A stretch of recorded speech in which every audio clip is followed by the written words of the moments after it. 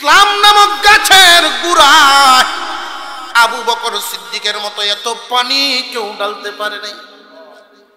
এই জন্য আপনার আমার নবী বলেন, দুনিয়ার মানুষ সবার বদলা আমি মুহাম্মদ দিতে পারছি, আবু বকরের বদলা আমি দিতে পারিনি। আবু বকর সিদ্দিক তো এমন এক মানুষ, জীবনের সব কিছু ইসলামের জন্য দিয়ে দিল। 16 ঘন্টা সময় দিনের জন্য দেন, নিজে দিনদার হইছেন, সন্তুষ্ট না আরেকজনকে দিনদার বানাইতে। দাওয়াতের কাজ করেন, মানুষের পিছনে মেহনত করেন, আরেকজন দিনদার বানান, আরেকজন দিনদার বানান, এইভাবে সময় দেওয়া শুরু হয়ে গেল। পাশের দোকানদারেরা আবু বকরকে ক্ষতিগ্রস্ত বলে, আবু বকর তুমি ক্ষতিগ্রস্ত, মুহাম্মাদের পিছনে গিয়া ইসলাম গ্রহণ করিয়া দিনের লাইনে সময় দিয়া ক্ষতিগ্রস্ত। দেখো আমরা ব্যবসা বাণিজ্য করিয়া আগের চাইতে অনেক উন্নত। এইভাবে দিন যাইতে যাইতে ব্যবসাটা ওনার বিক্রি করার সময় হয়ে গেল। ব্যবসা উনি বিক্রি করে দিলেন। যেই পরিমাণ টাকা পাইলেন, নতুন মুসলমানদেরকে দান করা শুরু করলেন। এরপরেও যেই টাকাগুলি ছিল, হযরত আবু বকর সিদ্দিক রাদিয়াল্লাহু তাআলা আনহু বেলালকে গিয়া খরিদ করলেন। চড়া দামে বেলালকে কিনে উনি আজাদ করে দিয়েছেন। হযরত বেলাল এক জালিমের গোলাম, আল্লাহর নামটা জোরে জোরে উচ্চারণ করে এই কারণে ওনারে মারে। আবু বকর গিয়া পরামর্শ দিয়েছিলেন, বেলাল আমরা তো এমন এক আল্লাহর উপরে ঈমান এনেছি যাকে আস্তে ডাকলেও শুনেন, জোরে ডাকলেও শুনেন। জোরে কর, শুনেননি না? শুনেন না? বেলাল রে, আস্তে আস্তে ডাইকো, পিটার থেকে তো বাস্তার।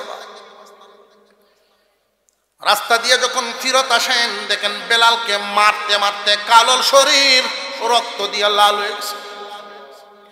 উত্তপ্ত বালুর মধ্যে শুয়ে রাখছে, বুকের উপর পাথর দিয়ে রাখছে যেন বডিটা নড়াচড়া করতে না পারে। এরপরেও জুড়ে জুড়ে আল্লাহর নাম নেই। আবু বকর আসছেন, বেলাল রে আমি না বলছিলাম আস্তে আস্তে নাম নেওয়ার জন্য? বেলাল রাদিয়াল্লাহু তাআলা আনহু বলেন, ভাই আবু বকর, আল্লাহর নাম আস্তে আস্তে নিলে আমি মনে শান্তি পাই না। যে তুমি যে জুড়ে নেও, ওরা যে তোমার মারে, তুমি কি ব্যথা পাও না?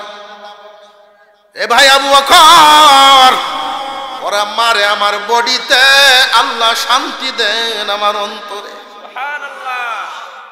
শান্তির সম্পর্ক কি বডির সাথে না মনের সাথে? 5 তলা বিল্ডিং এও ঘুম নাই, মনে যদি শান্তি না থাকে।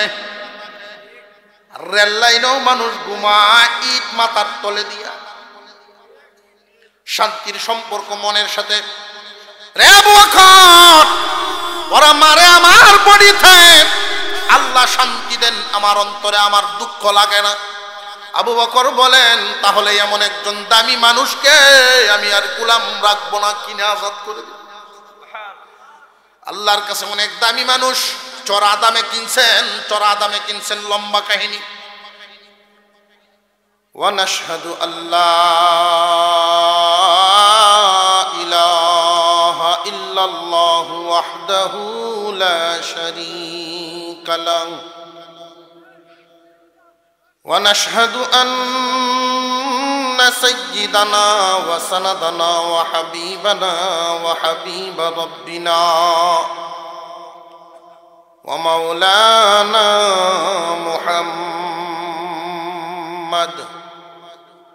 মুহাম্মাদান আবদুহু ওয়া রাসূলুহু আল্লাযী উরসিলা ইলান নাসি কাফাতাম বাশীরান ওয়া নাযীরা ওয়া দাঈয়ান ইলাল্লাহি বিইذনিহি ওয়া সিরাজাম মুনীরা। أما بعد فأعوذ بالله من الشيطان الرجيم. بسم الله الرحمن الرحيم. والعصر إن ইন্নাল ইনসানা লাফি খুসর ইল্লাল্লাযীনা আমানু ওয়া আমিলুস সালিহাত ওয়া তাওয়াসাউ বিল হাক্কি ওয়া তাওয়াসাউ বিস সাবর সাদাকাল্লাহুল আযীম। وقال رسول الله صلى الله عليه وسلم اغتنم خمسا قبل خمس شبابك قبل هرمك وصحتك قبل سقمك وغناك قبل فقرك وفراغك قبل شغلك وحياتك قبل موتك وصدق رسوله النبي الكريم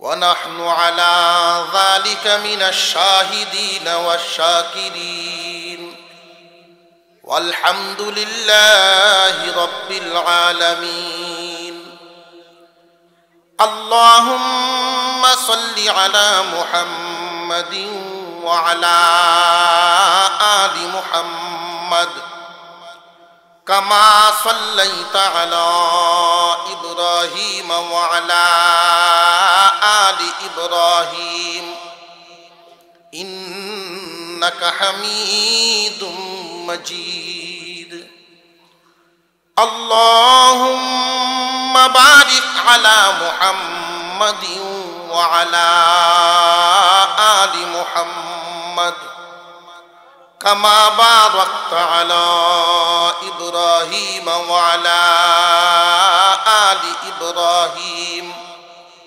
إنك حميد مجيد দিরাই উপজেলাধীন উজানধল জামে মসজিদের উদ্যোগে আয়োজিত নবম বার্ষিক তাফসীরুল কোরআন মাহফিলের শ্রদ্ধাভাজন সভাপতি মণ্ডলী, হযরত উলামায়ে কেরাম, মুরব্বিয়ানে আযম, সর্বস্তরের মুসলমান ভাইয়েরা, পর্দার আড়াল থেকে আলোচনা শুনছেন দিনদার ইমানদার মুসলমান মা ও বোনেরা, আল্লাহ পাকের কাছে শুকর আদায় করি যিনি অত্যন্ত দয়া করে আমাদের আজকের এই কোরআনের মজলিস জান্নাতের বাগানে বসার তৌফিক দান করেছেন। এজন্য বলি আলহামদুলিল্লাহ। দুনিয়ার জমিনে কোন কোন জায়গা জান্নাতের বাগান? একজন সাহাবী নবীজিকে জিজ্ঞাসা করলেন, ইয়া রাসূলুল্লাহ, এই দুনিয়াতে জান্নাতের বাগান কোনটি? আল্লাহর রাসূল বলেন, যেখানে কোরআন পড়া হয়, কোরআনের আলোচনা হয়, আল্লাহকে স্মরণ করা হয়, এই জায়গাগুলো জান্নাতের বাগান। এই সমস্ত জান্নাতের একটা বাগান তৈরি করতে গেলে অংশগ্রহণকারী তিন দল মানুষ থাকে। একদল মানুষে খুব কষ্ট করে পরিশ্রম করে আয়োজনটুকু করে, আরেক দল মানুষ বিভিন্ন জায়গা থেকে মনে কোরআন হাদিসের পিপাসা নিয়ে আলেমদের সামনে বসে পড়ে, আরেক দল মানুষ একের পর এক কোরআন হাদিসের আলোচনা শুনাইতে থাকেন। অংশগ্রহণকারী তিন দলের পিছনের সগীরা গুনাহ মাফ। এই সমস্ত বরকতি জায়গায় যখন আমরা ঘর থেকে রওনা দেই, আল্লাহ পাক প্রত্যেকের ঘরের দরজায় একজন ফেরেশতা পাঠান। সুবহানাল্লাহ। ফেরেশতার কাজ হইল আল্লাহর এই পছন্দের বান্দা জান্নাতের এই বাগানে আসতে কতটা কদম দেয়, এই কদমগুলো গণনা করা। সুবহানাল্লাহ। ফেরেশতা যখন বলে আল্লাহ এতটা কদম লাগাইছে, আল্লাহ বলেন 10 দিয়ে পূরণ দাও। কারোর যদি 1000 কদম লাগে, আল্লাহ বলেন 10,000 নেকি দাও। সুবহানাল্লাহ। কারোর যদি 2000 কদম লাগে, আল্লাহ বলেন 20,000 নেকি দাও। সুবহানাল্লাহ। একে 10। এরকম কোন ব্যবসা, এত লাভের ব্যবসা দুনিয়াতে আছে না।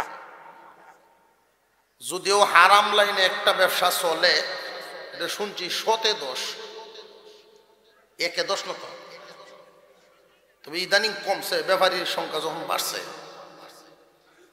আগে তো সুদকুর 2-4-5 গ্রাম মিললেও পাওয়া যেত না, পাওয়া গেছে।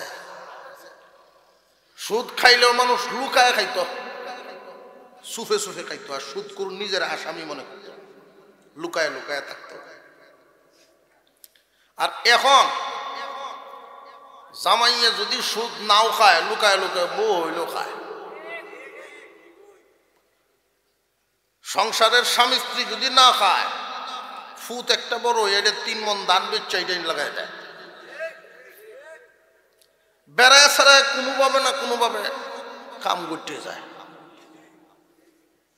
শয়তান এত তৎপর হয়েছে।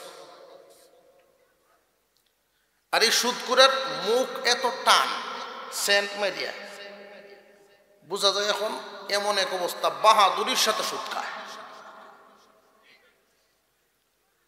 যারা সুদ খায় না এরার দল শুধু, সুদ খাওয়াই আর দল বড়। জোরে কর।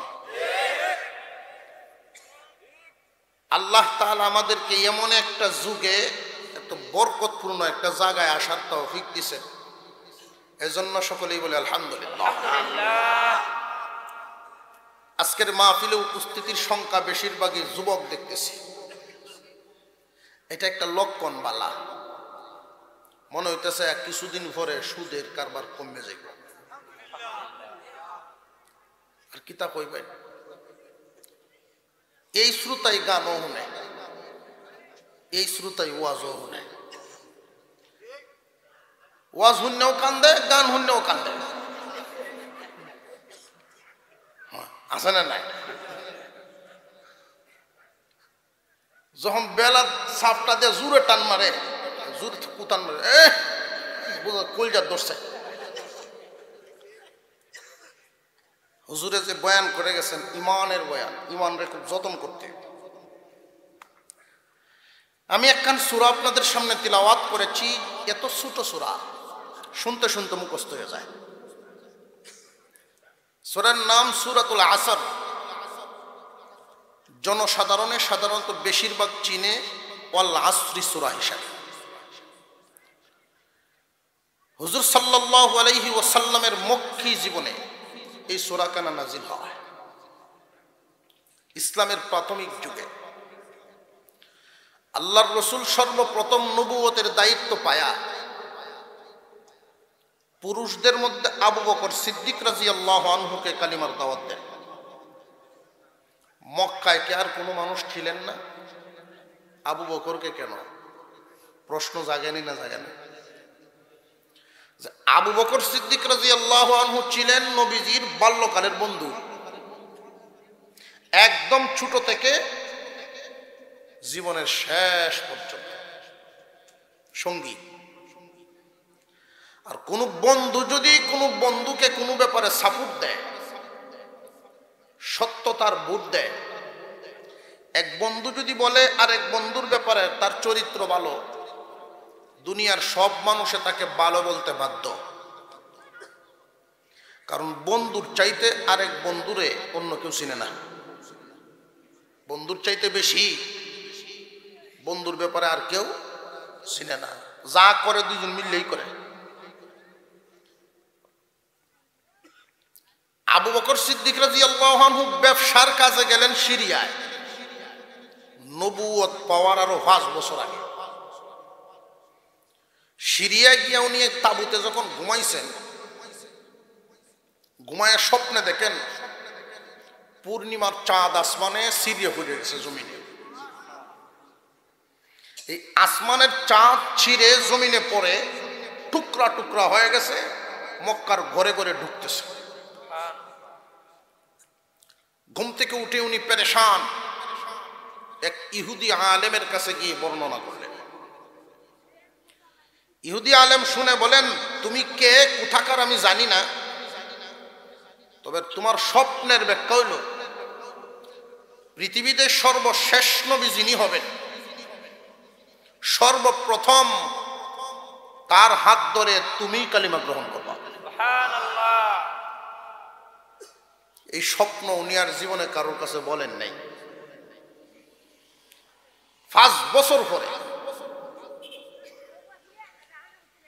যখন বিশ্বনবী কালিমার দাওয়াতটা দিলেন, আবু বকর সিদ্দিক রাদিয়াল্লাহু আনহু বলেন, আপনি যে নবী হইছেন নবুয়তের দলিল কি? জিবরাইল আমিন আপনার আমার নবীকে কানে কানে বলে দিয়েছেন, আপনি বলেন নবুয়তের দলিল তোমার 5 বছর আগের দেখা স্বপ্নটা। আল্লাহর রাসূল বলেন তোমার 5 বছর আগে দেখা স্বপ্নটাই আমি নবী হওয়ার দলিল। আবু বকর তো বসার থেকে দাঁড়ায় গেছে যে আমি এই স্বপ্ন কারোর কাছে বলি নাই। আল্লাহর রাসূল বলেন জিবরাইল আমার এই কথা বলতে বলে দিছে, হাত ধরে মুসলমান হয়ে গেছে। মহিলাদের মধ্যে সর্বপ্রথম কালিমার দাওয়াত দেন আম্মাজান খাদিজাতুল কুবরা রাদিয়াল্লাহু আনহা। উনি নবীজির বিবি। মক্কায় কি আর কোনো আপনজন আত্মীয় স্বজন মহিলা নবীজির ছিল না? বিবিকে কেন দিলেন? কারণ বিবি যদি বলে আমার স্বামী ভালো, আসলে লোকটা ভালো। কারণ বিবির কাছে ভালো হওয়া এত সহজ না। ঠিকটা যেমনি কইতেছেন আবার মুসকে মুসকে আসতেছেন। মন্ত্রী মন্ত্রণালয়ে মন্ত্রিত্ব চলে, গড় চলে না। জোরে কর। চেয়ারম্যান ইউনিয়ন পরিষদও চলে, গড় চলে না। এমনকি ফির সাহেবের ফিরালেও চলে না। জোরে কর। মুরিদ গেছে ফিরের কাছে বিচার দিত, দোয়া চাইতো। বেটা খুব যন্ত্রণাত আছে, সকালে কাজ হয় বিকালে কাজ হয়, স্বামী স্ত্রীর মধ্যে খুব বনাবলি হইতেছে না। তো মুরিদ মনের দুঃখে পীরের কাছে গেছে একটু দোয়া আনার জন্য। ফিসা হুজুরের বাড়িতে গিয়ে ডাকতেছেন, হুজুর বাড়ি। 2 বার ডাক দিছেন, বাড়ির ভিতর থেকে আওয়াজ আইছে তোর ফির বাড়িত নাই। আওয়াজের লক্ষণই বোঝা যায় আগুন। মুরিদে কয় আমি কই আইছি দোয়া চাইতাম। ফিসা হুজুর কই গেছেন?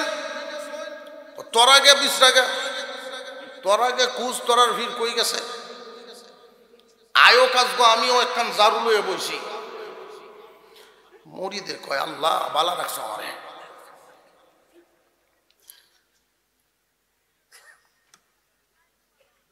মুরিদে চিন্তা ভাবনা করতেছে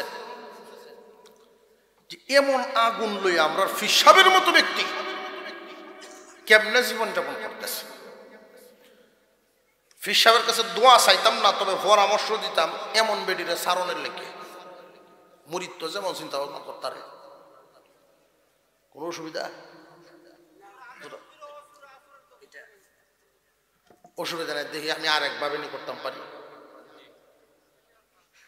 আমি একখান কথা কইতাম নি, হন সাহস করে কই লাইছে। একটা পুকুরে একজন নামলো, সাবা জাল দিয়ে মাছ মারছে সকালে। দুপুরও আরেকজন আইসে জাল লইয়া মাছ মারছে। এবারে কি চোখরা খালি লইয়া যায় না, তোর বুঝইব। পরের দিন আরেকজন আইসে, একই পুকুর। আল্লাহর কোরআন এমন একখান গ্রন্থ, সারা জিন্দিগি বার তফসির করলে 1 সূরার তফসির শেষ হবে না।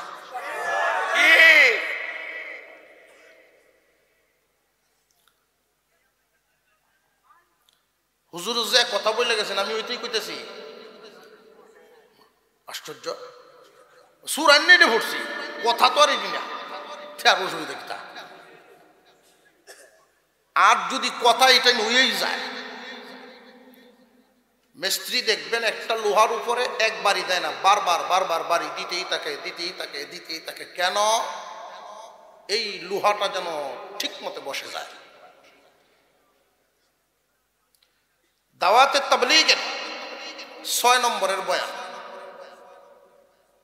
100 বছর আগ থেকে যে শুরু হয়েছে 6 নম্বর, এটার 7 হয় না 5 হয় না? জোরে কর। আগের দিনও 6 নম্বরের বয়ান, পরের দিনও 6 নম্বরের বয়ান, পরশু দিনও 6 নম্বরের বয়ানই কেন? বারবার বলতে বলতে বলতে বলতে যেন একই জায়গায় বসে যায়। একজন মানুষের অন্তরে যদি 6 নম্বরের উসুল বসে যায়, কামিয়াব। বয়ান শুনে তো আমরা সাধারণত কান ভারী করি, দিল ভারী করি না। হুজুর সাল্লাল্লাহু আলাইহি ওয়াসাল্লামের দ্বিতীয় দাওয়াতটা ছিল খাদিজাতুল কুবরা রাদিয়াল্লাহু আনহার কাছে। কেন? মহিলাদের মধ্যে উনি সবচেয়ে কাছের বিবি। বিবির কাছে যদি ভালো হওয়া যায়, সকল মহিলাদের কাছে উনি ভালো। ফির সাহেবের কাছে গিয়ে যখন বিকালে সাক্ষাৎ হইল, হুজুর আপনি এমন জিনিস লইয়া সংসার করতেছেন, তখন পীর সাহেবের হালত হইল উনি বাঘের উপরে বসা। বাঘের উপরে বহন কি সহজ না কঠিন? বাঘরে গুড়া বানায় নিয়ে আসে। হুজুর বাহিরে আপনার এত শান, ভিতরের অবস্থা তো খুব খারাপ। হুজুর বুঝে লাইছেন, তুই কি আমার বাড়িতে গেছলি? কইছি হুজুর আমি বাড়িতে গেছিলাম। ফিটা টিটা খাইছিস কি? না আমি আইছি কোন রকম, আল্লাহ বাঁচাইছে তোরে। তুই যাইবি আমার খান কাত বাড়িতে যাস কেন লাগে? হুজুর আমি বুঝতাম পারছি না, তবে আপনি যে আগুন লয়ে চলতেছেন এটা বুঝতে পারছি। এই বুঝানির লাগি নাইছি যে তুই আমার বুঝানির লাগি নাইছিল, এখনের নাইছ বুঝানির লাগি। বাড়িতে কেন আসতো সেটা কো না, বাড়ির যে কারণে আসলাম এটা লাগতো না। বাড়িতে কেন আইসেন মনে নয়, বই লাগি 10 আই পাইছি, আল্লাহ বালা হইলে তো ঠান্ডা বানাই দিচ্ছে। বাড়ির যে জন্য আসলাম এটা লাগতো না হুজুর, আমার আল্লাহ বালা রাখছে। আপনি যে আগুন লয়ে চলতেছেন ছেড়ে দেন। পিসাব বলেন এটা তো আমিও বুঝি, মাত্র 1 মিনিট লাগবো সামনে। ইদ্যত পালন হওয়ার পরে উনি তো আরেক জায়গা গিয়ে বিয়া হইব, আরেক মুমিনের কাছে বিয়া হইব, এইবার জিন্দিগিটা শেষ হইব। জ্বলতেছে আমি জ্বলি, আরেকবার মেনে লাভ নাই। আর আমি চেষ্টাতে আছি তার লাইনে আনা। যদি বিবিকে আমি ভালো বানাতে পারি, জিহাদের সব পাবো। সবাই শুধু ভালো বিবি নিয়ে সংসার করবে, একটু বাঁকা থাকতে পারে না পারে না? আর একটু জোরে কর। যদি কোনো স্বামী স্ত্রীর কথা শুনে নিজেকে ধৈর্য ধারণ করা রাখতে পারে, জিহাদের সব পাবে। অনুরূপ কোন স্ত্রীও স্বামীর কটু কথায় স্ত্রী রাগ হয় নাই, ধৈর্য ধরছে, সব হবে। স্বামী স্ত্রীর সম্পর্কটা এরকম হওয়া চাই। সর্বপ্রথম পুরুষ হযরত আদম আলাইহিস সালাম, আল্লাহ পাক বানাইছেন মাটি দিয়া। 4 জন বড় বড় ফেরেশতা, জিবরাইল আলাইহিস সালাম, মিকাইল আলাইহিস সালাম, ইসরাফিল আলাইহিস সালাম, আজরাইল আলাইহিস সালাম। 4 জন ফেরেশতারই হুকুম দিলেন মাটি আনো, আদম বানাবো। মাটি আনার জন্য জিবরাইল আমিন গেলেন, আনতে পারেন নাই। মিকাইল আলাইহিস সালাম গেলেন, আনতে পারেন নাই। ইসরাইলও পারেন নাই। জিবরাইল পারেন নাই, মিকাইল পারেন নাই, ইসরাফিলও পারেন নাই। কেন পারেন নাই? মাটি কান্দে, মাটির জন্য দয়া হয়। আজরাইল আলাইহিস সালাম গেলেন, গিয়ে এক থাবা দিলেন, মাটি উঠায় নিয়ে আসছে। আল্লাহ রব্বুল আলামিন আজরাইলকে বলেন, আজরাইল রে, তোমাকে একটা দায়িত্ব দিব, যেটা অন্য কাউকে দিলে চলবে না।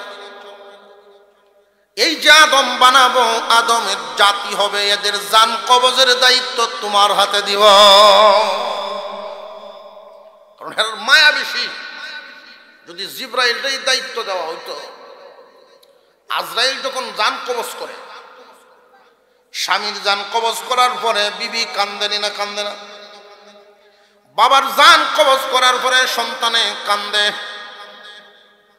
আজরাইলের মায়া লাগে না যদি জিব্রাইল এই দায়িত্ব দেওয়া হতো, জান কবজ করার যদি শুরু করতেন, বিবির কান্না শুই নাই মনোমায়া লাগলো, এবার তাও আগামীতে নি মনে অসুবিধা আসেন না, আসেন বেশ লাগলো না। আজরাইলের দায়িত্ব দিয়েছে। আদম আলাইহিস সালামের বডিটা বানানোর পরে যখন রূহ ঢুকাইলেন ভিতরে, রূহ মাটির পিন্ডা, রূহ থাকে না, আইসা পড়ে। আল্লাহ পাক রব্বুল আলামিন জিজ্ঞাসা করেন, রূহ কি হইছে তাকো না কেন? রূহ জবাব দেন, ভিতর অন্ধকার, থাকতে আমার ভয় লাগে, আলো জ্বালানোর ব্যবস্থা করেন। আল্লাহ পাক রব্বুল আলামিন জিবরাইল আলাইহিস সালামকে হুকুম দিলেন, নূরে মুহাম্মাদি আদমের কপালের মধ্যে ঘষিয়া দাও। এই জন্য তাফসীরে জালালাইনের মধ্যে লেখা আছে, আদম আলাইহিস সালাম মাঝে মাঝে বলতেন, প্রভু হে সামিতু আলা ওয়াজহি ইনদার রাসি আস-সাউতু সাউতুন নাশিশ। কে যেন আমার কপালে বসে বসে আল্লাহ আল্লাহ জিকির করে, আমার মাঝে মাঝে মনে হয় কে যেন গো আমার কপালে বসে বসে আল্লাহ আল্লাহ জিকির করে। আল্লাহ রাব্বুল আলামিন বলেন, কেউ বসেন না, আমার হাবিবের নূর বসা দেওয়া হয়েছে, এই আসরে তোমার কপালের থেকে জিকিরের আওয়াজ আসে। আদম আলাইহিস সালামকে বানানো হলো, কমপ্লিট হয়ে গেলেন, জান্নাতের ভিতরে থাকেন, যেখানে ইচ্ছা সেখানে যান, যা ইচ্ছা তা খান, কিন্তু নিঃসঙ্গ নিঃসঙ্গ লাগে, মন মরা একা একা লাগে, খুব ভালো করে বুঝবেন। আল্লাহ পাক রব্বুল আলামিন জিবরাইল আমিনকে জানায় দিলেন, আমার আদম যখন ঘুমায় থাকে, তার বাম পাজর থেকে একখান হাড় খুলবা, তার সঙ্গী বানাবো। তখন কি পৃথিবীর জমিনে মাটির অভাব ছিল নাকি? আদম রে বানাইলেন মাটি দিয়া, হাওয়াকে মাটি দিয়া কেন বানান নাই? প্রশ্ন জাগে না জাগে না? মহান আল্লাহ পাক ইচ্ছা করলে সর্বপ্রথম পুরুষকে যেহেতু মাটি থেকে বানাইছেন, সর্বপ্রথম নারীকেও তো মাটি থেকেই বানাতে পারতেন, কিন্তু মাটি থেকে বানান নাই। এক নাম্বার কারণ, আল্লাহর কুদরত প্রকাশ করা যে আল্লাহ পারেন। দুই নাম্বার কারণ হলো, আদম আলাইহিস সালামের বডির এইখান থেকে বাম পাজরের বাঁকা হাত, একদম ছোট হাতটা কুলিয়া হাওয়া আলাইহিস সালামকে বানাইলেন। তাফসীরের কিতাবের মধ্যে উল্লেখ করা হয়, পা থেকে হাড্ডি নেওয়া হয় নাই, মাথা থেকেও নেওয়া হয় নাই। কারণটা কি? যদি পা থেকে হাত নিয়ে হাওয়াকে বানাইতেন, তাহলে পৃথিবীর পুরুষ জাতিরা হামেশাই মহিলাদেরকে পায়ের মধ্যে পিষিয়ে রাখত, পায়ের নিচে পিষে রাখার জন্য চেষ্টা করত।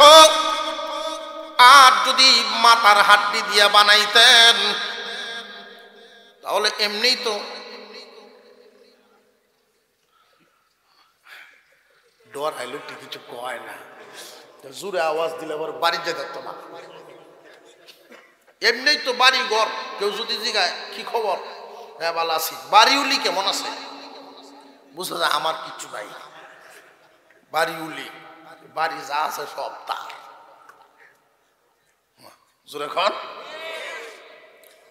আল্লাহ পাক রব্বুল আলামিন আদমের হাত থেকে বানাইলেন, খুব ভালো করে বুঝেন। এটা কি সব নারী না শুধু হাওয়া আলাইহিস সালাম?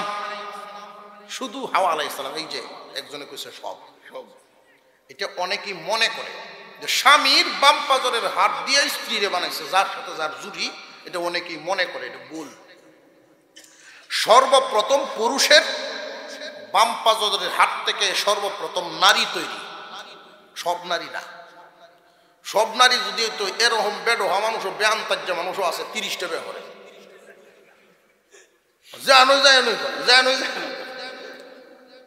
বাম পাজরের হাত থেকে যদি বউ বানানো হইতো, হাত তাহে কটা করছে 30টা, থাকবো ঘরে তো নাই, ওই তাহলে তো এই সাইডের আড্ডি থাকতো না। সর্বপ্রথম নারীকে আল্লাহ তাআলা এই জায়গার হাত দিয়ে কেন বানালেন? এখন কথাটা শুনে। এই হাতটা হলো কলিজার একদম কাছের, কলিজাটা এইভাবে ঝুলন্ত, এই হাতটা একদম কাছের। কোন নারীকে যদি একজন মানুষ অবহেলা করে এই সংসারে উন্নতি হবে না। এই নারীও যদি পুরুষের কান্দে উঠে তবু তার সংসারে উন্নতি হবে না।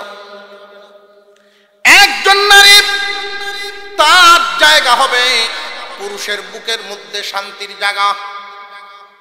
হার্টের উপরে একজন নারীর শান্তির আশ্রয়ের জায়গা হইল পুরুষের বুকে। কোন নারী যদি চায় পুরুষরে ঘুরাইতো, অশান্তি ছাড়া কিচ্ছু হবে না।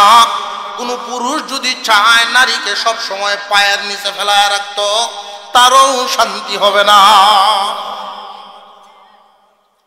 তথ্যটা মনে থাকবে ইনশাআল্লাহ। হুজুর সাল্লাল্লাহু আলাইহি ওয়াসাল্লাম আবু বকরকে সাহাবী বানালেন। যেই মাত্র উনি সাহাবী হলেন, উনি মক্কার বাজারের বিরাট বড় একজন মহাজন ছিলেন। মহাজন কি সব মানুষ সমান না? কোনো এক বাজারের মধ্যে মহাজন বেশ কম আছে না নাই? হুজুর আকরাম সাল্লাল্লাহু আলাইহি ওয়াসাল্লামের হাত ধরে যখন আবু বকর ইমানদার হলেন, সর্বপ্রথম ইমানদার হয়েই তিনি সময়টারে ভাগ করে নিলেন। আবু বকরের 24টা ঘন্টাকে ভাগ করে নিলেন। নিজের জন্য 12 ঘন্টা, দিনের জন্য 12 ঘন্টা। এই সূরার শানে নুজুলটা আপনাদের সামনে বর্ণনা করতেছি। মহান আল্লাহ এই সূরা কেন নাজিল করলেন, কোন অবস্থায় কোন প্রেক্ষিতে নাজিল করেছিলেন? আবু বকর সিদ্দিক রাদিয়াল্লাহু তাআলা আনহুর জিন্দেগীর এই 24টা ঘন্টাকে ভাগ করলেন কয় ভাগে? 12 ঘন্টা নিজের জন্য, ঘুমটাও কিন্তু এই 12-র ভিতরে আছে, খাওয়া গোসল সবকিছু 12-র ভিতরে আছে, দোকানদারিও 12-র ভিতরে আছে। বাকি 12 ঘন্টা দিনের জন্য দেন। ওনার সাথীরা বলে, আবু বকর আমরা সারাদিন ব্যবসা করি, কিন্তু তুমি দিনের দাওয়াতের কাজে থাকো, তুমি ক্ষতিগ্রস্ত। এই পৃথিবীর জমিনে একজন মানুষ কিন্তু ভালো মন্দ যাচাই বাছাই করতে পারে না। এই বুদ্ধি আমাদের নাই, কে লাভবান কে ক্ষতিগ্রস্ত এটা আমরা ভাগ করতে পারি না। একই বাবার 2 সন্তান, একটা ছেলে মাদ্রাসায় কিছুদিন পড়াশোনার পরে ভালো হাফেজ হয় নাই, ভালো আলেমও হতে পারে নাই, গ্রামের মসজিদ করেন, বাবার সংসারটা কোনো রকম চালাইতে পারেন। তার হালত হলো এমন, কাউকে দিতে পারে না, কারোর কাছে চাওয়াও লাগে না। অবস্থা কি খুব খারাপ না মোটামুটি ভালো? 5 ওয়াক্ত নামাজ ঠিক আছে, ঈমান আমল আখলাক ঠিক আছে, কিন্তু বাবা তার প্রতি খুশি নেই। পক্ষান্তরে আরেকটা ছেলে বাংলাদেশের পড়া শেষ করে বিদেশের ডিগ্রি আইনা এমন একখান চাকরি পাইছে, বেতন তার 3 লাখ, উফরি আরো 6 লাখ। উফরি বুঝছেন না? জিনে দেয়। উফরিটা দিব কেনা? জিনে। যেই মাত্র দোকানে গিয়ে সকালে বয় তো মানুষ আয়া ফইলাই জিগায় সেইটার কথা, লালদার কবরের তো আগে লয় মানুষে, তোমার এই ফুতের কি খবর? আমার ভূত পেটা, আল্লাহ মাল ভূত পেটা দিছে আল্লাহ। খুব খুশি বাপ যে আমার ভূতের 1 মাসের ইনকাম দিয়ে আমি 3 বার ওয়াজ করতাম পারি। বেতনের খবর লইস না, বেতনের থেকে উফরি বেশি। বাপ খুব খুশি যে আমার এই ভূত কামো লাগছে। যার বড়টা কইস না, সেইটার কথা জিগাই শেষ, বরবাদ, সেই ভূত বরবাদ। আপনার ছোট ভূতে কি নামাজ পড়ে? আমরা কয়দিন নামাজ পড়ছি, নামাজের বয়স হয়েছে স্যার আরো নেই, মাত্র 2টার বাপ হয়েছে, উনি কি তো নামাজ পড়তে হবে? বোঝা গেল বাপের মতে হে এখন বালি গিয়েছে না। আমরা চিন্তা ভাবনা করি নামাজও যাই কোন সময়? সুবহান রাব্বিয়াল আযীম বাইরে না, সবিন করে দেয়, আছে না নাই? সারা জীবন উল্টা পাল্টা, শেষ জীবনে কয় সুবহানাল্লাহ। কয় হুজুর দেখছি কিচ্ছু নাই দুনিয়াত, সব জিরো। মনটারে বুঝায়, আমরা বুঝায় যে এখন উনি আমরা দল আসছে এটা বুঝাইতেছে আর কি। কয় হুজুর সব জিরো, কিচ্ছু নাই দুনিয়াদারি, কিচ্ছু নাই, ব্যবসা সাইডে দিছি, গৃহস্থী সাইডে দিছি, এখন আল্লাহ আল্লাহ করি। আল্লাহ আল্লাহ যে তুমি করো এমনি না রে চান্দু, বহুদিন পরে ঘুরে গাড়ি গাইছো। ব্যবসা তো তুমি ছাড়ছো না, ব্যবসায় তোমারে ছাড়ছে। গৃহস্থী তুমি ছাড়ো নাই, গৃহস্থী তোমারে ছেড়ে দিছে। খুব ভালো করে জেনে রাখবেন, মাঝে মাঝে দান বাক্স সিরাটে হা পাওয়া যায়, দান বাক্স সিরাটে হা পাওয়া যায়, রিকেলা দেয়। দেখ কোনো দুহানো যখন চলে না, আল্লাহরে দেলায়।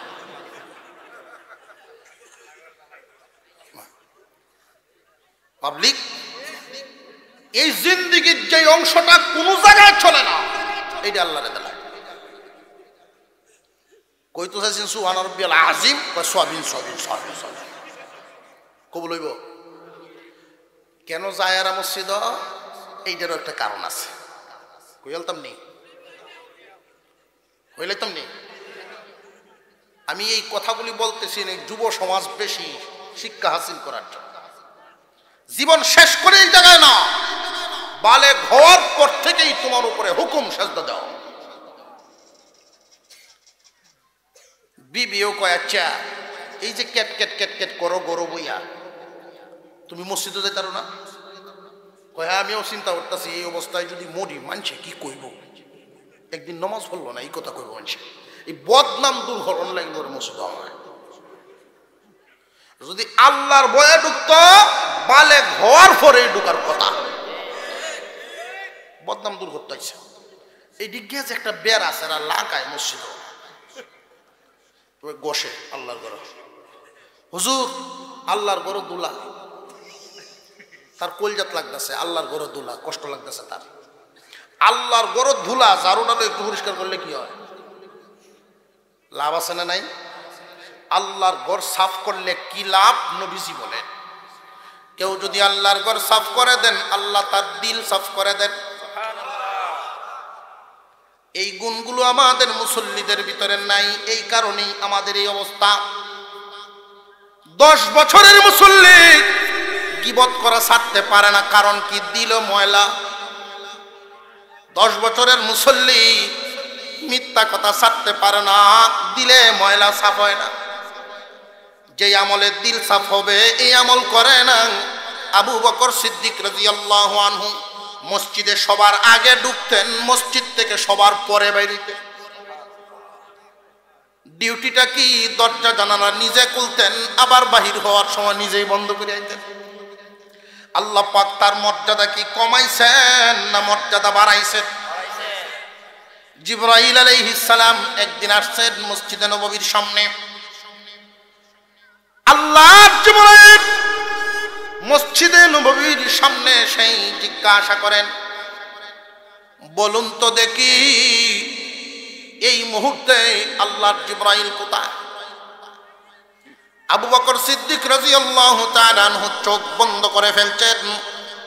চোখগুলো খুলেই বলেন, তামাম দুনিয়া দেখে ফেলছি, আল্লাহর আরশ পর্যন্ত দেখে ফেললাম, কোথাও আল্লাহর জিবরাইল নাই।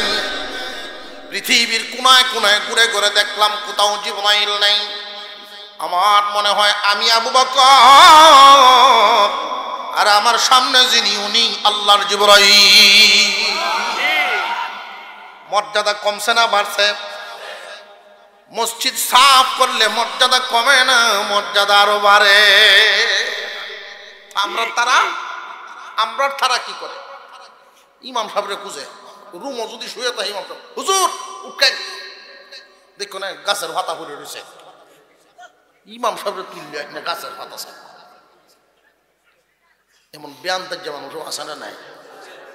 আল্লাহ যাইব মাঝে মাঝে জিগাইব, কারণ তার তো কোনো কাম নাই। তো ডিলেট ব্যবসায় ছাড়ছে, গৃহস্থী তারা ছাড়ছে, গরু দাম নাই। মসজিদ আর একটু করে দিনের 11টার সময় মসজিদের ফ্যান ছাড়িয়ে দেয়, শুয়ে আল্লাহর ঘর কি শান্তি, কি আরাম, আল্লাহর ঘর কি আরাম। এই ফ্যান আর কারেন্টের বিল তোমার এই আরামের লেগে দিছে। নামাজের টাইমে ছাড়ো। মুসল্লিদের পক্ষ থেকে মসজিদ কমিটি অনুমতি দিয়েছে, দাওয়াতে তাবলীগ আসলে থাকবে, তারা ব্যবহার করবে, অনুমোদিত। ইমাম সাহেব ব্যবহার করবে, মুয়াজ্জিন ব্যবহার, অনুমোদিত। সকল মুসল্লি 24 ঘন্টা ব্যবহার করবে, এটা তো অনুমতি নেই। নামাজের টাইমে করতা আগে আয়া সিত্তইয়া সাইরাত হবে, আহা আল্লাহর কি আরামের ঘর। ইমাম সাহেব আপনি যাইন কি কই একটু বড় ওরা নামাজ পড়া ঘরে যাইন কি কই? ইমামে কয় আল্লাহ এই গজব অবশেষে আমার উপরে নাজিল হইতো। ইমামও অতিষ্ঠ। কিছু লোক এরকম, ইমাম সাহেবের পিছনের যে জায়গাটা, এই জায়গাটার প্রতি খুব নিশা, অথচ এই জায়গায় একজন যোগ্য লোক।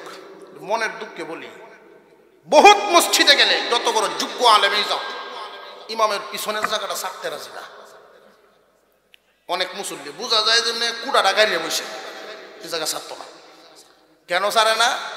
এই এক হাদিস শুনছে, নামাজের উপরে আল্লাহর রহমত নাজিল হয় সর্বপ্রথম ইমামের উপরে পড়ে, এরপরে এই রহমত ইমামের পিছনে যিনি উনার উপরে যায়।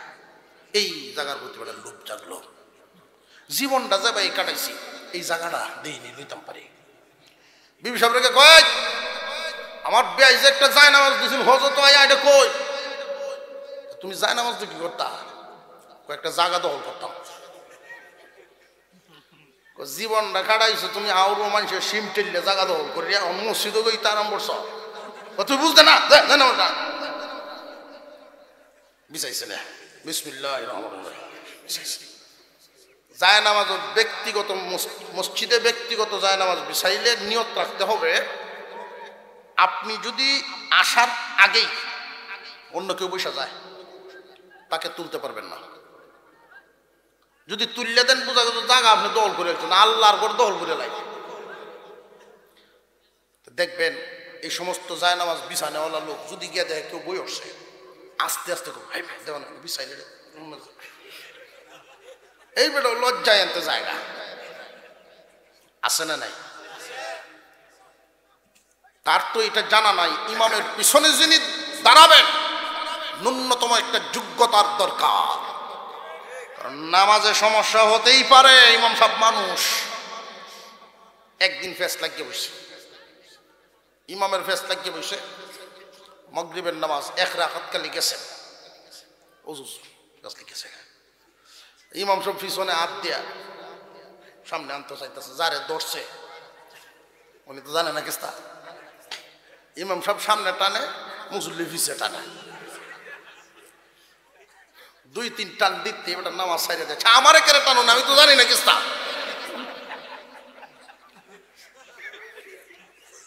সব মানুষের নিয়ত চালিয়ে দিচ্ছে। আপনি জানেন না এই জায়গা কেন গিয়ে দাঁড়ালেন?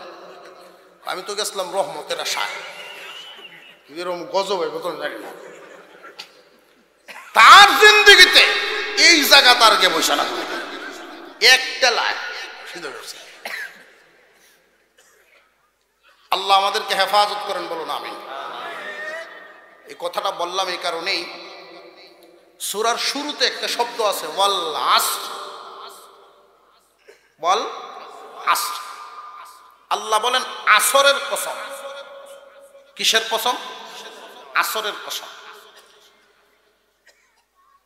কসম কেন খাইলেন এবং এই শব্দটার কেন খাইলেন? ওয়াল আসরি ইন্নাল ইনসানা লাফি খুসর ইল্লাল্লাযীনা আমানু ওয়া আমিলুস সালিহাতি ওয়া তাওয়াসাউ বিল হাক্কি ওয়া তাওয়াসাউ বিস সাবর। আল্লাহ পাক বলেন ওয়াল আসর, আসরের কসম। আসর একটা সময়, মহান আল্লাহ পাক পৃথিবীতে বহুত কিছু থাকার পরেও এই জায়গার মধ্যে সময়ের কসম কেন খাইলেন? এই পৃথিবীতে একজন মানুষের কাছে সময়ের অনেক দাম। দিনদার বলেন দুনিয়াদার বলেন, সময়ের অনেক দাম। সময়টাকে যেই মানুষটা দাম দিবে সেই দামি হবে। যে সময়কে দাম দেয় না সে নিজেও দামি হতে পারে না। একজন ব্যবসায়ী যদি সময়ের দাম দেয়, বাজারের সব মানুষ আসার আগে সে দোকান খুলে, বাজার থেকে সব মানুষ বিদায় হয়ে যাওয়ার পরে সে তার দোকান বন্ধ করে। দুনিয়ার জিন্দেগিতে ব্যবসায় সময় বেশি দেওয়ার কারণে সফল ব্যবসায়ী হবে। একজন ছাত্র জীবনে অন্যদের মতো এইভাবে সময় নষ্ট করে না, সময়টারে সে কাজে লাগায়। বাবারা রে, লক্ষ্য করে দেখবেন, আপনারা অনেক যুবক বাবা এখানে আসছেন, সময়কে এখন থেকেই কাজে লাগাবেন। দিনী লাইনেই বলেন, দুনিয়ার লাইনেই বলেন, সময়ের যত কাজে লাগাবেন তত উন্নতি আপনার আসবে। সময়কে যদি কাজে না লাগান, উন্নতি আসবে না। একজন ছাত্র যদি সময়কে কাজে লাগায়, তার কাঙ্ক্ষিত লক্ষ্যে পৌঁছা বড় সহজ হয়ে যায়। একজন গৃহস্থ মানুষ যদি সময় অন্যদের তুলনায় হাওরে বেশি দেয়, তাহলে অন্যদের তুলনায় লাভ কম না বেশি?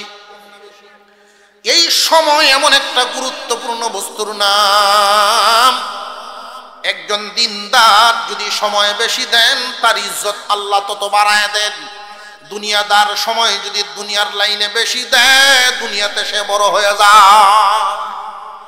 সময় এমন একটা গুরুত্বপূর্ণ বস্তু, কিন্তু আজকাল এই সময়ের গুরুত্ব আমাদের কাছে নাই।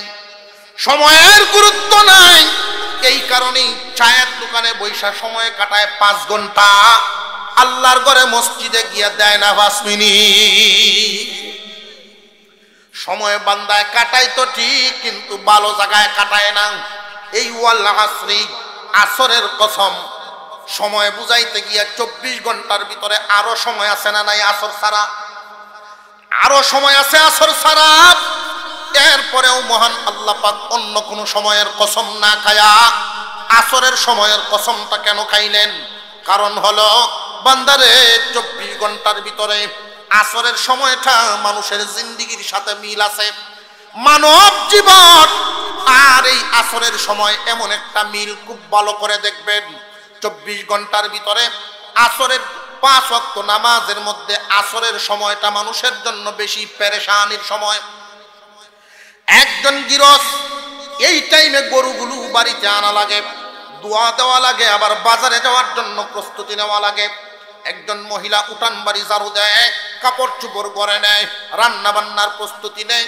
এই টাইমটা সুস্থ না ব্যস্ত?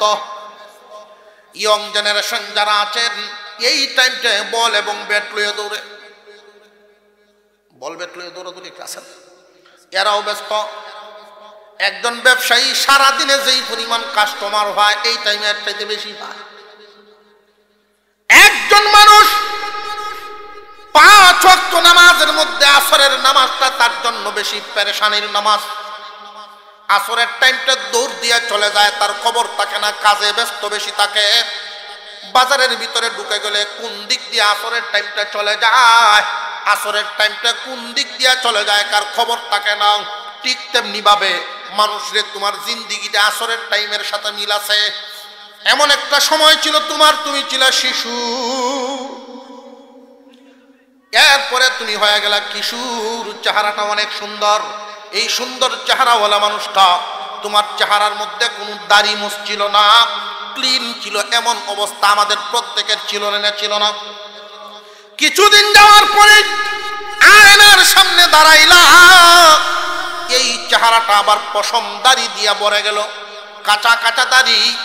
এই কাঁচা দাড়িওয়ালা চেহারাটা নিয়ে কয়েক বছর পরে যখন আয়নার সামনে দাঁড়াইলা, কে চুল দাড়িগুলো পাকায়া দিল? এই যে জীবনটা কোন দিকে কাটায়া দিলা, কোন দিক দিয়ে চলে গেল তোমার কিন্তু খবর নাই। আইসক্রিম হাতে থাকে, বাতাসে আস্তে আস্তে ফুটা ফুটা করে গলে যায়। মানুষ রে, তোমার জিন্দিগিটাও এভাবে চলিয়া যাইব, খবর থাকবে না। আসরের নামাজের মতো আসরের টাইমটা যেইভাবে দৌড় দিয়া মাগরিবের কাছে চলে যায়, সন্ধ্যা বানায়া দেয়, ঠিক তেমনি ভাবে তোমার জিন্দিগিটাও দৌড় দিয়া কবর পর্যন্ত পৌঁছায়া দিবে। ব্যস্ততার ভিতর দিয়া তোমারে ফলায়া দিবে, খবর থাকবে না। মহান আল্লাহ পাক মানুষের জিন্দিগির গুরুত্ব বুঝাইতে গিয়া কসম খাইলেন, ওয়াল আসর, আসরের সময়ের কসম। ইন্নাল ইনসানা লাফি খুসর, সমস্ত মানুষ ক্ষতির মধ্যে আছে, খবরই নেই। একজন মানুষ সফল আর বিফল, কে ক্ষতিগ্রস্ত কে লাভবান। ওই যে একজন বাবার কথা বলছিলাম, বাবার মনে মনে যেই ছেলে 9 লাখ টাকা মাসে ইনকাম করে সে হইল সফল, যে ইনকাম কম করে সে হইল বিফল। কিন্তু আল্লাহর নজরে এই যেই নামাজ, যে 5 ওয়াক্ত নামাজি দিনদার, ইনকাম কম, আল্লাহর নজরে সে হইল সফল। আর ইনকাম বেশি হওয়ার কারণে ওই লোকটা পয়সার টেলায়, নামাজ লাগে না, বেপরোয়া জীবনযাপন, কয়েক হাজার টাকার সিগারেট খাইতে পারে, কিন্তু ওই মানুষটা দুনিয়ার মানুষের কাছে দামি হতে পারে, আল্লাহর কাছে দামি না। কথা বুঝে আসতেছে মুসলমান? আল্লাহ পাক রব্বুল আলামিন যে কসমটা খাইলেন, কসম কেন খায় মানুষে? কসম খায়া যেই কথাটা বলে, কসম খাইয়া যেই কথা বলে, এই কথার ওজন বাড়ানো হইল উদ্দেশ্য। কথার ওজন বাড়ানো, কথার ওজন বাড়ানো উদ্দেশ্য নিয়ে যেই জিনিসের কসম খায়, যে কোনো বস্তুর কসম খাও, কোনোদিন কম দামা বস্তুর কসম কেউ খায় না, দামি বস্তুর কসমেই প্রত্যেকে খায়। আল্লাহ কি কম দামা বস্তুর কসম খাইবে? আল্লাহ তো দামি বস্তুর কসম খাইছেন। সময়, সময় কি কম দাম না বেশি দাম? জীবনে শুনছেন কেউ জুতার কসম খাইছে? চুলের কসম খাইছে? কেরের কসম খাইলেও মানুষ মসজিদের কসম খায়, কোরআন শরীফ লই যায়, সন্তানাদির কসম খায়, আছে না নাই? কেউ যদি ব্যবসায়ী হয়, গদ্দিত বইয়া আবার এই গদ্দিদের কসম খাইবে। যার কাছে যেটা দামি, ওই দামি বস্তুর কসম খায়। আল্লাহ যে সময়ের কসম খাইলেন, আল্লাহর কাছে সময় বড় দামি। এই সময়ের গুরুত্ব বুঝাইতে গিয়া যেই হাদিস আমি খুতবায় পড়ছি সূরার সাথে, এই হাদিস কান আপনাদেরকে একটু বুঝাই। আল্লাহর নবী বলেন, قال النبي صلى الله عليه وسلم اغتنم خمسا قبل خمس شبابك قبل هرمك صحتك قبل سقمك وغناك قبل فقرك فراغك قبل شغلك وحياتك قبل موتك। আল্লাহর নবী বলেন, আল্লাহর দেওয়া 5টা নিয়ামত আছে তোমাদের কাছে, এই 5টা জিনিসের মোকাবেলায় আবার 5টা জিনিস আসবে। সকালের মোকাবেলায় সন্ধ্যা আছে না নাই? ভালোর মোকাবেলায় মন্দ আছে না নাই? সুখের মোকাবেলায় দুঃখ আছে না নাই? সবকিছুই আল্লাহ জোড়া জোড়ায় তৈরি করেছেন। আল্লাহর পয়গম্বর বলেন এই হাদিসের মধ্যে, 5টা জিনিস আসার আগে 5টা জিনিসের কদর করো, গনিমত মনে করো, মূল্যায়ন করো। 5টা জিনিস আসার আগে 5টা জিনিসকে মূল্যায়ন করো। 1 নম্বরে ইগতানিম খামসান ক্বাবলা খামসিন শাবাবাকা ক্বাবলা হারামিক, যৌবন কালকে গনিমত মনে করো বার্ধক্য আসার আগে। রে যুব সমাজ, কান পেতে শুনে রাখেন, আল্লাহর পয়গম্বর বলেন, যুবকরা যৌবন কালকে গনিমত মনে করো, আল্লাহর দেওয়া গনিমত। যৌবন কি কোনোদিন আমরা কিনতে পারছি না ফ্রি দিছেন? আমরা কি কিনে আনছি না ফ্রি দিছেন আল্লাহ? মহান আল্লাহ পাক একান্ত দয়া করে এই যৌবন কাল আমাদেরকে দান করেছেন।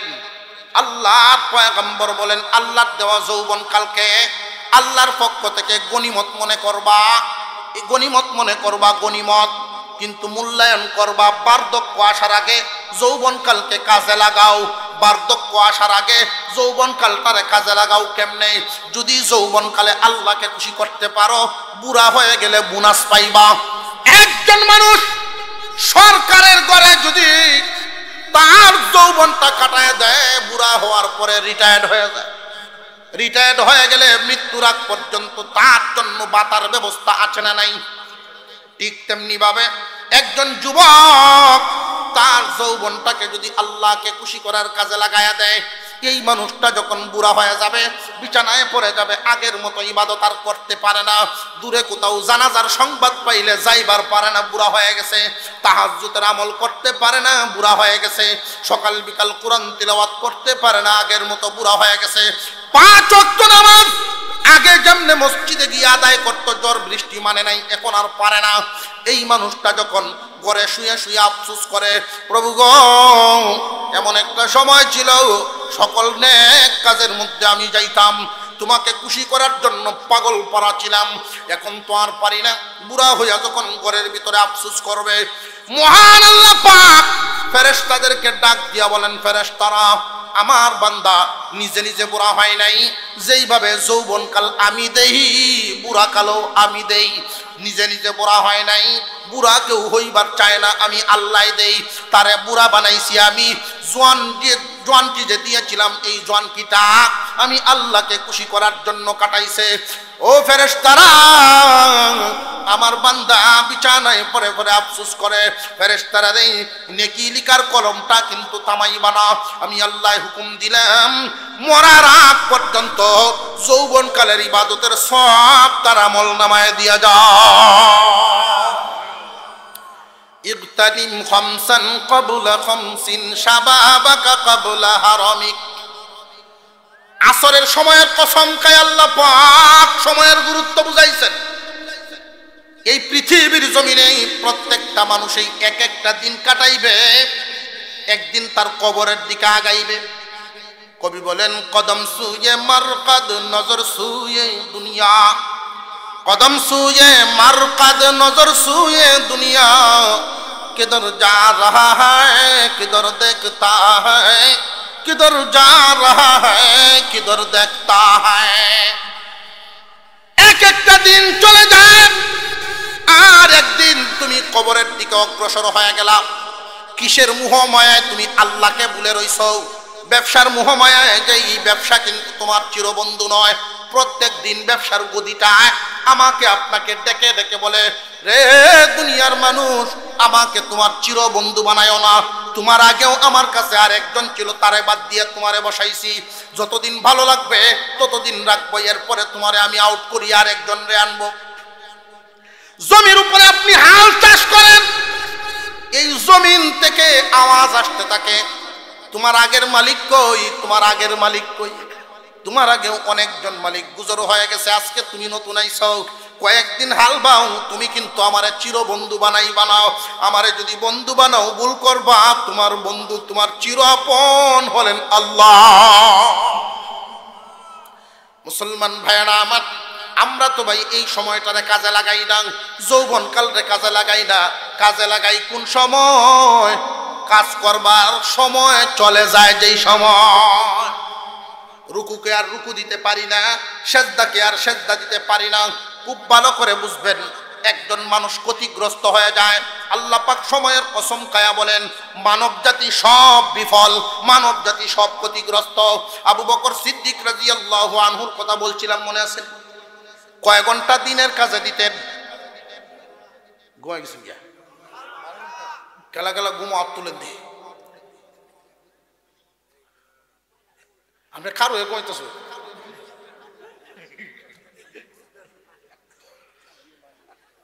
আমি তো দেখতে আছি আপনারা সজাগ। এরপরে এই কথাগুলি বলার উদ্দেশ্য হলো মনোযোগ কি পরিমাণ আছে, কারো এ থেকে হাত তুলে। অনেক সময় আমরা ফরাত বইলেও দেখা যায়, আমি আছি এখানেও কিন্তু আমার মন এনো নাই, আমি আছি নমাজ, মন কিন্তু নমাজও নাই, এমন হয়নি না? হয় না? এশার নামাজ পড়াইছেন ইমাম সাহেব, নামাজ সালাম ফিরাইছেন, এখন মুসল্লিদের মধ্যে মতানৈক্য শুরু হয়েছে যে হুজুর নামাজ তো 4 রেখাত হইছে না, 3 রেখাত সালাম ফিরাইছে। এক দলে কইতেছে আপনি 3 রেখাত সালাম ফিরাইছে, আরেক দলে কয় আরে না, কিতা কো শীতের দিন বাইরে যেতে তাড়াতাড়ি 4 রেখাত হইছে। দুই দলের মধ্যে যখন ঠেলা লাগছে, ইমাম সাহেব তো সিদ্ধান্তে পৌঁছতে পারতেছেন না। একজন কোনার থেকে কয় না, নামাজ ভুল হয়েছে, আমি গ্যারেন্টিতে কইতাম। ইমাম সাহেবকে গ্যারেন্টিটা কেমনে দিলেন? কয় হুজুর আমার ছোট ছোট দোকান আছে 4টা, আর এই 4 দোকানের হিসাব আমি 4 রাকাত নামাজও করি। 3টে শেষ হয়েছে, একটা বাকি রয়েছে। বাবা বুঝলাম নামাজও 1 রাকাত বাকি রয়েছে। নামাজ বেশ লাগাই দেয়, খুব শর্টকাটে বেরোলে হিসাব দিবেন। নামাজও কারণ এ দেখবেন যেটা স্বাভাবিকভাবে চলাফেরার সময় মনে হয় না, নামাজও কারণ এটা মনে হয়। একজন মানুষ এখানে থাকে কিন্তু মেজাজটাও যেন এখানেই থাকা চাই। নামাজের ভিতরে যদি মন এদিক সেদিক চলে যায়, এই জন্য নিরাশ হওয়ার কিছু নাই। নামাজটা নষ্ট হয়ে গেছে যে না, নামাজ হবে। নামাজের সুরত, নামাজের শর্ত সারাই যদি ঠিক থাকে নামাজ হয়ে যাবে। তবে স্মরণ হওয়ার সাথে সাথে মনটাকে নামাজে নিয়ে আসে। স্বামী স্ত্রী 2 জন একসাথে আলোচনা করেন, মশা মাছি উড়া মাঝখানে উড়াল দিতেই পারে, তাই বলে আপনাদের মহব্বতের কোনো কমতি হবে না।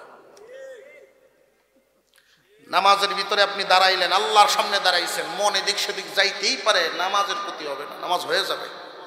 শর্ত সারাই ঠিক রাখলেই। মুসলমান যুবক, আল্লাহর রাসূল বলছেন যৌবন কালরে গনিমত মনে করো, বার্ধক্য আসার। গনিমত মনে করা কেমনে? পাপাচার ছাড়িয়া দিয়া, নিষিদ্ধ কাজ ছেড়ে দিয়া। আজকে যুবকরা এই যুব সমাজকে অন্ধকারে ঠেলে দিচ্ছে ফেসবুক, ইন্টারনেট, মিডিয়া।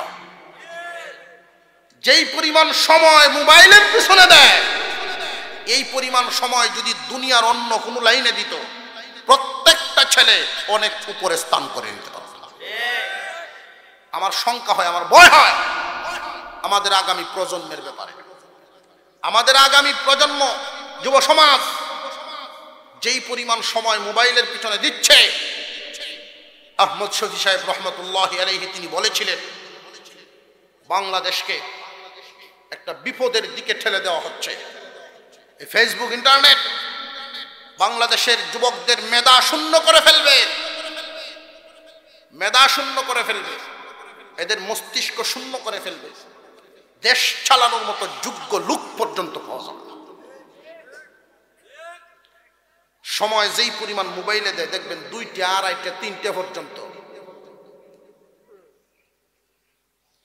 দেন আছে, 3টে, 4টে পর্যন্ত মুরাকাবাত।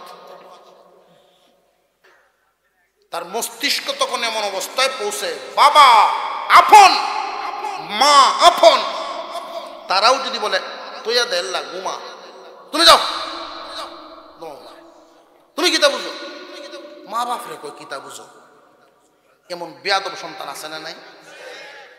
এই সন্তানের ভবিষ্যৎ খুব একটা ভালো না। অনেক সন্তানই মনে করে মা বাবার চাইতে বেশি বুঝে। এই মা বাবার চাইতে বেশি বুঝিয়ে সন্তানটার ভবিষ্যৎ খুব ভালো হয় না।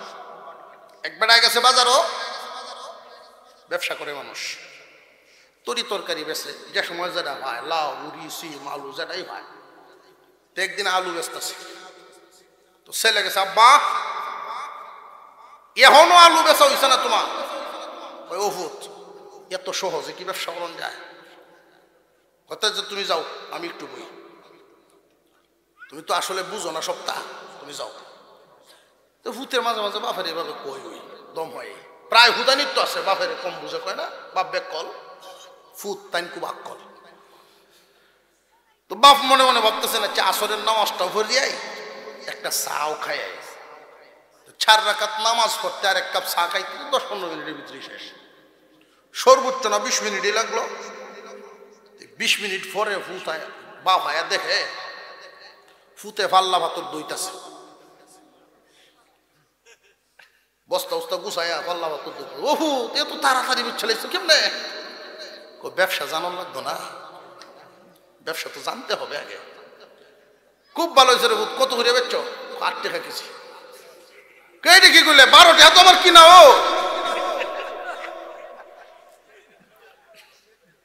12 তো আমার কিনাই, তুই 8 টাকা বলছ? এত দাম চাইলে আমি নিব? বাপে কতক্ষণ আফসুস করছে, আহারে তুই বেশি বুঝে বুঝি এই কামটা করছস, তুই আমার চাইতে বেশি বুঝছ এই কাম বুঝি করছস। আফসুস উফসুস করে যাচ্ছে, যা বেচছ দে দে, পয়সা দে, কোটি করতো ওই যে তুই যা বেচছ সেটাই দে। আরে আমি তো মাফিয়ে দেই পারি না, টিহা লইম কোন সময়? যার লাগে 10 কেজি হ্যাঁ নেয় 20 কেজি, যার লাগে 2 কেজি হ্যাঁ নেয় 8 কেজি, মাফিয়ে দেই পারি না, মানুষ পাগল হয়ে গেছে নিত। দুনিয়া এত সহজ নয়। কোন সন্তান যদি পিতামাতার একটু আঘাত দেয় উন্নতি লাভ করতে পারে না। আবু বকর সিদ্দিক রাদিয়াল্লাহু আনহু সফল হইলেন, তিনি বিফল নয় সফল। 12 ঘন্টা দিনের রাস্তায়, 12 ঘন্টা দুনিয়ার রাস্তায়। অন্যান্য বাজারের অন্যান্য ব্যবসায়ীরা উনারে বিফল বলে, আবু বকর ক্ষতিগ্রস্ত হয়ে গেছে, তুমি ক্ষতিগ্রস্ত, আমরা লাভবান, তুমি ক্ষতিগ্রস্ত। আর কিছুদিন পরে উনি সময়টা আরো বাড়াইছেন, পরিবর্তন করে ফেলছেন, রুটিনের মধ্যে পরিবর্তন করছেন। কি পরিবর্তন? দিনের রাস্তায় বাড়াইছেন, নিজের জন্য কমাইছেন। সুবহানাল্লাহ, ঠিক না? আমরার অবস্থা হইল সুবিধা হইলে আসি, অসুবিধা হইলে নাই। 5 ওয়াক্ত নামাজ পড়ি ঠিক, কিন্তু দাওয়াত লাগলে এরকম নেই, দান কাটা লাগলে নেই। আছে না নাই? আমি একবার লজিং থাকি এক জায়গা, কিছুক্ষণ চলতো না তো ওই যেত চলতো, আর কিছু কর লজিং থাকি, রাত্রে বাজে 11:30। তো শোনা যায় একবেটা অগ্রহায়ণ মাস শেষের দিকে কত ক্ষমতা চালা, কত ক্ষমতা চালা, কত ক্ষমতা চালা করতেছে। আচ্ছা, একবার গেল, দ্বিতীয়বার আবার কি একটু বড় বড় কাত কামাতে চালা গেল লাগে। আমি বাইছি সাজি কিতাব নামাজ পড়তা শুন, কহ নামাজ পড়তা শুন তো ভালো, একটু বড় বড় কাত কামাতে চালা কিতা তুমি হুন্ডা লাইছ। এই যে ফজর ফুরে বাইরুসলাম সারা দিন আওরে কামলারা খেত কাটতেছে, থই আইলে কাম চুরি করে। এর লেগে আমার একটু নামাজ না পড়েই করলাম, কামরা তো ঠিক রইল। সারা দিনের কাজ কামাতে ছিল সব একখান রয়েছে।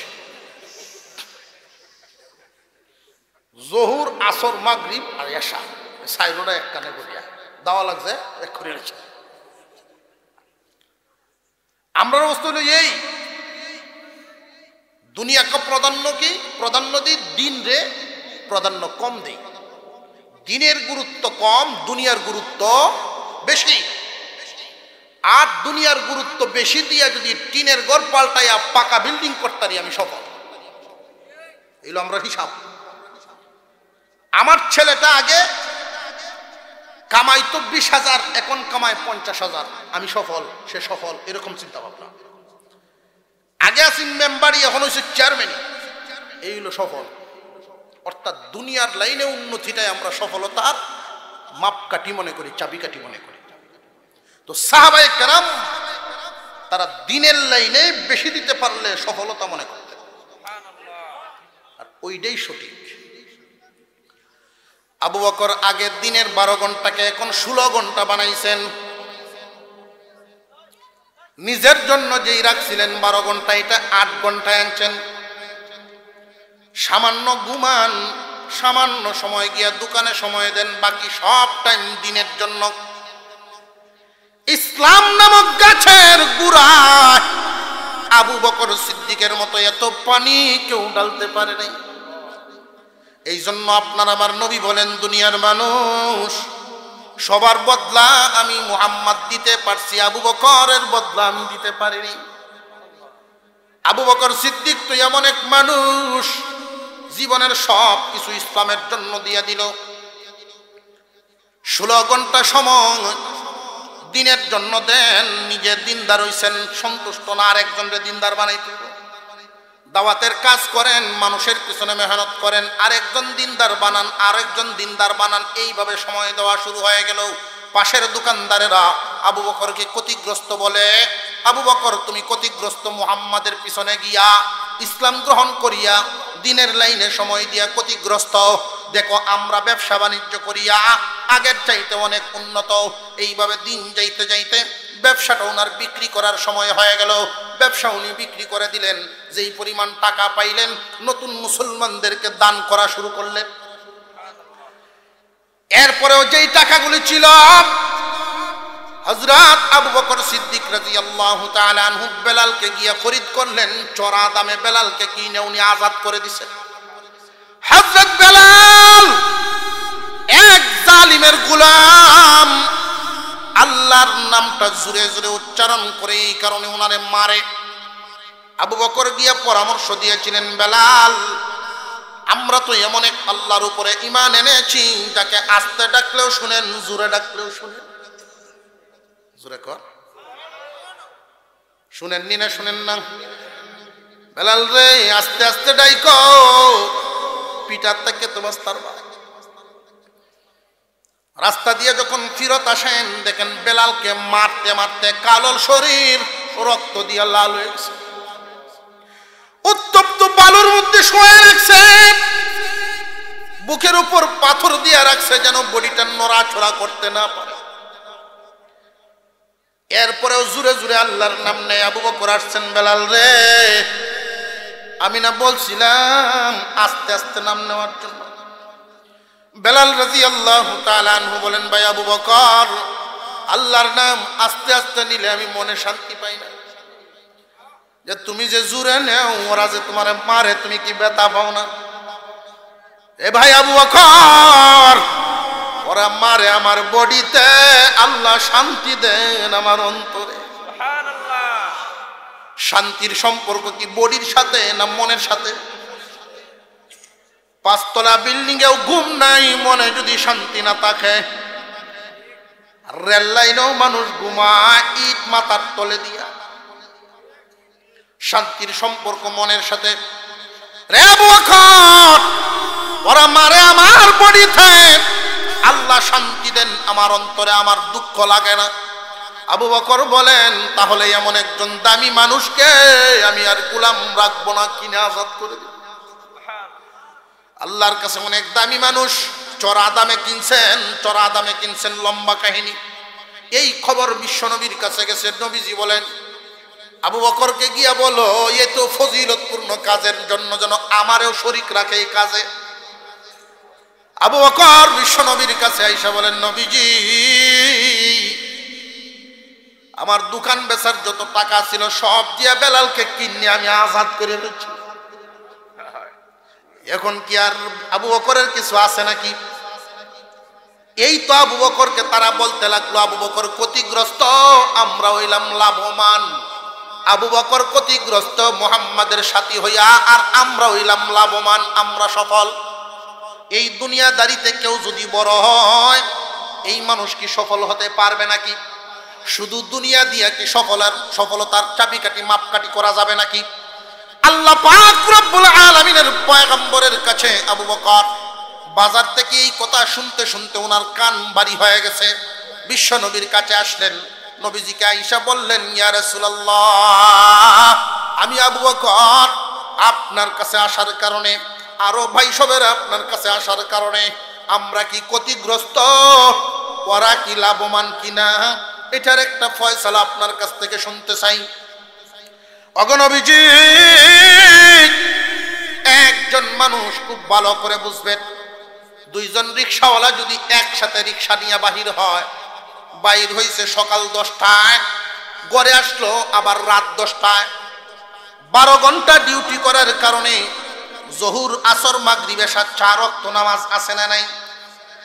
দুইজন রিকশাওয়ালা, একজন নামাজি আর একজন বেনামাজি। একজন যদি 4 ওয়াক্ত নামাজ পড়ে 1 ঘন্টার কমপক্ষে দরকার আছে না নাই? এই নামাজি 4 ওয়াক্ত নামাজ পড়ার কারণে 1 ঘন্টা রিকশা কম চালাইছে, আর আরেকজন বেনামাজি হওয়ার কারণে 1 ঘন্টা রিকশা বেশি চালাইছে। রাতের বেলায় যখন টাকা হিসাব করে একজনের 500 আর একজনের 600, 5 ওয়াক্ত 4 ওয়াক্ত নামাজ পড়ার কারণে 100 টাকা রুজি রোজগার কম হইছে, 4 ওয়াক্ত নামাজ না পড়ার কারণে 100 রুজি বেশি হইছে। এতে করে সে গর্ববোধ করতেছে, রে এই নামাজি, নামাজে তোরে কি বাদ দিব, দেখ আমি তোর চাইতে সফল। 100 টাকা তোর চাইতে আমি লাভবান। এইরকম বলনেওয়ালা সমাজে অনেক আছে। কেউ যদি চিল্লা লাগায় 40 দিনের চিল্লায় যায়, আর একজনে তার এই কথা বলতে পারে 40 দিন চিল্লা লাগানোর কারণে সময়ও গেল, টাকাও গেল, তুমি তো দুনিয়ার কিছু পাইলা না। আর আমি 40 দিন ঢাকা চিটাগাং কাজ কাম করিয়া নিয়ে আসলাম 10,000, তোমার তো দিনও 40,000, 40টা গেল, 5,000 টাকাও গেল, আমি লাভবান, তুমি ক্ষতিগ্রস্ত। এই লোকটা দুনিয়াদার, আসল বুঝে না, এই কারণে এই কথা বলে। দুইজন রিকশাওয়ালা, বেনামাজি লোকটা নিজের লাভবান মনে করতেছে, অথচ নামাজিটা মুস্কি একখান হাসি দিয়া বলে, ভাই রে তুই তো শুধু দুনিয়া পাইলে, আর আমি দুটাই পাইলাম। 4 ওয়াক্ত নামাজ পড়ে 100 টাকা কম পাইলাম, 500 তো পাইলাম, কিন্তু তুমি তো শুধু দুনিয়া পাইলা, দিন বলতে কিছুই পাইলা না। আর আমি দিন ঠিক রাইকা দুনিয়া তোমার চাইতে সামান্য কম পাইছি। আমি মনে করি আমি সফল, তুমি সম্পূর্ণ বিফল। আবু বকর সিদ্দিক রাদিয়াল্লাহু তাআলা আনহু বিশ্ব নবীর দরবারে গিয়া প্রশ্ন করলেন, নবীজি আমরা কি সফল না বিফল? আপনার আমার নবী বিশ্ব নবী রাহমাতুল লিল আলামিন ওই সময়ে সাহাবীদেরকে উদ্দেশ্য করে সান্ত্বনামূলক বাণী শোনাইবার নিয়ত করেছেন। এমনি শোনা যায় জিবরাইল আলাইহিস সালামের আসার আওয়াজ। একটু জোরে কর না সুবহানাল্লাহ। আল্লাহর নবী বলেন, এই মুহূর্তে জিবরাইল আসতেছেন, অবশ্যই আল্লাহর পক্ষ থেকে কোনো সমাধান আসবে, আল্লাহর পক্ষ থেকে কোনো বয়ান আসবে। জিবরাইল আমিন আসছেন। জিবরাইল এসে বলেন, ওগো পয়গম্বর, আল্লাহ বলেছেন এদের সান্ত্বনামূলক বাণীটা আপনি দিবেন না, স্বয়ং আল্লাহ দিবেন। শুধু আবু বকর নয়, আদম থেকে নিয়ে কিয়ামত পর্যন্ত এই যে ওয়াল আসরি, একটা ব্যাখ্যা করলাম ওয়াল আসরের, আসরের অর্থ সময়, আর একটা ব্যাখ্যা হলো আসর বলে আল্লাহ পাক বুঝাইলেন আদম থেকে নিয়ে কিয়ামত পর্যন্ত পুরাটাই একটা সময়, পুরা সময়টার কসম। আদম থেকে নিয়ে কিয়ামত পর্যন্ত পুরা সময়টার কসম। ওয়াল আসর, তামাম জিন্দেগির কসম। ইন্নাল ইনসানা লাফি খুসর, আদম থেকে নিয়ে কিয়ামত পর্যন্ত সমস্ত জামানার মানুষ আছে, সমস্ত মানুষের ভিতরে সব আছে না নাই? মহান আল্লাহ পাক পরের আয়াতে যেহেতু সমস্ত মানুষের কসম খাইছেন, এই জন্য সমস্ত যুগের সময়ের কসম, সমস্ত যুগের সময়ের কসম। সমস্ত মানুষ ক্ষতিগ্রস্ত, আদম যুগের মানুষ ক্ষতিগ্রস্ত, নূহ পয়গম্বরের যুগের মানুষ ক্ষতিগ্রস্ত, ইব্রাহিম নবীর যুগের মানুষ ক্ষতিগ্রস্ত, মুসা নবীর যুগের মানুষ ক্ষতিগ্রস্ত, ঈসা নবীর যুগের মানুষ ক্ষতিগ্রস্ত, আপনার যুগের মানুষ ক্ষতিগ্রস্ত, কিয়ামত পর্যন্ত সব যুগের মানুষ ক্ষতিগ্রস্ত। কিন্তু তারা নয় যাদের কাছে 4 গুণ থাকবে। 4 গুণওয়ালা মানুষেরা আদম নবীর যুগেও সফল, 4 গুণওয়ালা মানুষেরা নূহ নবীর যুগের মানুষ সফল, 4 গুণওয়ালা মানুষেরা ইব্রাহিম নবীর যুগের মানুষ সফল, 4 গুণওয়ালা মানুষেরা মুসা নবীর যুগের মানুষ সফল, 4 গুণওয়ালারা ঈসা নবীর যুগের ওরা সফল, 4 গুণওয়ালারা আপনার যুগেও সফল, কিয়ামত পর্যন্ত সফল। 4 গুণ থাকবে না, বিল্ডিং থাকলেও সফল হবে না। ব্যাখ্যাটা বুঝে আসতেছে? 4 গুণ। 1 নাম্বার হুজুর বলেছিলেন, 1 নাম্বার কি? ঈমান। 1 নম্বরে ঈমান, 2 নম্বরে আমল। 1 নম্বরে ঈমান, 2 নম্বরে আমল। এই 4টা গুণ বর্ণনা করব, 4টা গুণ বর্ণনা করব, সামনে রাখলাম। হাদিস যে বলছিলাম কয়টা নিয়ামত? 5টা নিয়ামত, 5টা মাল, 5টা বিষয়কে গনিমত মনে করো, 5টা জিনিস সামনে আসার আগে। 1 নম্বরে যৌবন কালকে গনিমত মনে করো, বৃদ্ধ হওয়ার আগে। ইগতানিম খামসান ক্বাবলা খামসিন শাবাবাকা ক্বাবলা হারামিক। যৌবনকালকে গনিমত মনে করো। বৃদ্ধ হওয়ার আগে একজন যুবক তার চরিত্রকে যদি সে হেফাজত করতে পারে, আল্লাহ পাক রব্বুল আলামিন তারে পুরস্কার দিবেন দুইটা। কোন বুড়া মানুষ যদি বলেন আমি আর চরিত্র খারাপ করতাম না, উনার গুরুত্ব আর যুবকের এই কথার গুরুত্ব কি সমান না বেশ কম আছে? আর একটু জোরে কর। ঠিক তেমনি ভাবে একজন বুড়া মানুষের সেজদা যুবকের সেজদাও অনেক বেশ কম আছে। এখন যদি কোনো বুড়া মানুষ আমার প্রতি গুসা হন, হুজুর এই যে কি জাতের ওয়াজ শুরু করছে, যে ভাই রাগ হওয়ার কিছুই নাই, এই বয়স আপনিও পারি দিছেন, আপনারটা আপনি নষ্ট করে ফেলছেন, আপনার হাতে কলম ছিল বেজাগায় আইকা কালি শেষ। এখন তো আর একজনকে দুষতে পারবেন না, আর একজনকে দুষতে পারবেন না। যুবকের যৌবনকালের দাম দিয়েছেন আপনি আমি নই, আল্লাহ। একজন যুবক যদি এশারের নামাজ পড়ে, তার বিছানায় সে ঘুমায়া যায়, উইটা আবার ফজরের নামাজ পড়ে, এই দুই ওয়াক্ত নামাজ পড়ার কারণে পুরা রাত্রিটাই তার ইবাদতের মধ্যে গণ্য হবে। একজন যুবক এশার নামাজ পড়ে ঘুমায়া গেল, আবার ফজরের নামাজ পড়লো, পক্ষান্তরে একজন বুড়া মানুষ এশার নামাজ পড়ে তাসবিহ আদায় করলো, নফল পড়লো, কোরআন পড়লো, জিকির আজকার করলো, ফজরের নামাজ পর্যন্ত আল্লাহর ইবাদতে কাটাইলো। যুবকের ঘুম আর ওই মুরব্বী মানুষের ইবাদত সমভাবে আল্লাহ দান করবে। যুবকের বয়স, যুবকের এই যৌবনকালের দাম আছে না? হিসাব করবা যুবক, এখন সময় লাগাও, এই সময়টাতে কাজে লাগাও, বয়সকালে পাইবা। ইগতানিম খামসান ক্বাবলা খামসিন, শাবাবাকা ক্বাবলা হারামিক, সিহহাতাকা ক্বাবলা সুকমিক, ওয়া গিনাকা ক্বাবলা ফাকরিক। 2 নাম্বার, সুস্থতাকে গনিমত মনে করো অসুস্থ হওয়ার আগে। সুস্থতাকে গনিমত মনে করবো অসুস্থ হওয়ার আগে। সুস্থতার দাম আছে না নাই? ঘুমাই গেছেন কি আবার? সুস্থতার দাম আছে না নাই? মুসা আলাইহিস সালাম আল্লাহকে বলেন, আল্লাহ একখান কথা কইতাম। আল্লাহ বলেন কও। কথাটা বেশি সুবিধা না? কথাটা বেশি সুবিধা না এমন কথা কইতা কেন?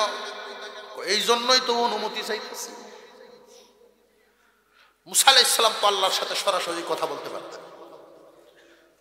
মুসা আলাইহিস সালাম বলেন, আল্লাহ আগেই মাপ চাইয়া নিতেছি। কি কথা? আমি যদি আল্লাহ হইতাম, তুমি যদি বান্দা হইতাম। এটা কি সম্ভব? সম্ভব না তো এটা আমিও জানি, এর লাগে কিন্তু যদি কইছি, এর লাগে ওই যদি কইছি। যদি ওই তো তাহলে তুমি আমার কাছে কি চাইলা? যখন তো আমি চাই, তখন তুমি কি তা চাইলা? কো আল্লাহ বলেন, আমি তোর কাছে সুস্থতা চাইলাম নে, আমি তোর কাছে সুস্থতা চাইলাম। আয়রে মুসা। মুসা আলাইহিস সালাম বর্ণনা করেন, এরপরে যত দোয়া করেছি জীবনে কোনোদিন সুস্থতা শব্দটা বাদ দেই নাই। তখন বুঝে ফেলেছি সুস্থতা বড় এক নিয়ামত।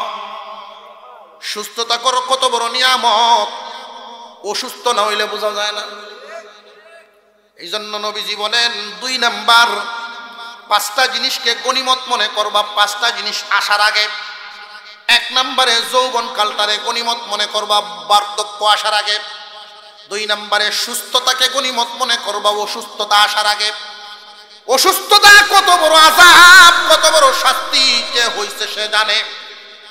সুস্থতা কত বড় নিয়ামত। হাসপাতালে গেলে বোঝা যায় সুস্থ মানুষের কত দাম।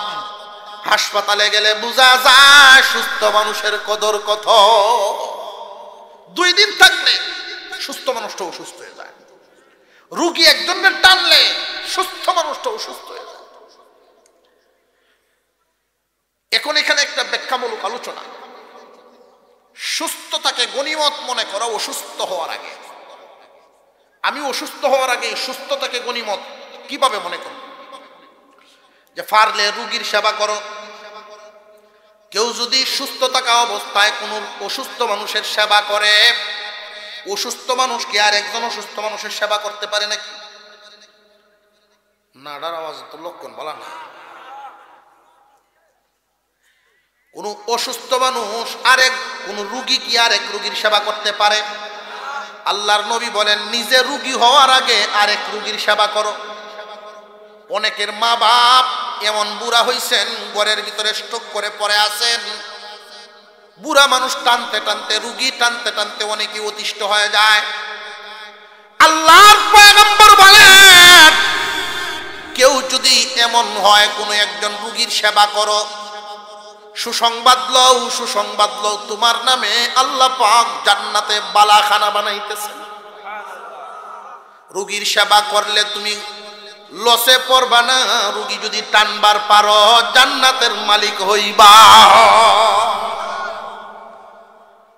রুগীর সেবা করলে কি লস না লাভ? একজন মানুষের আব্বা সুস্থ অবস্থায় চলতে ফিরতেই মারা গেছেন, সন্তানরা খুব খুশি।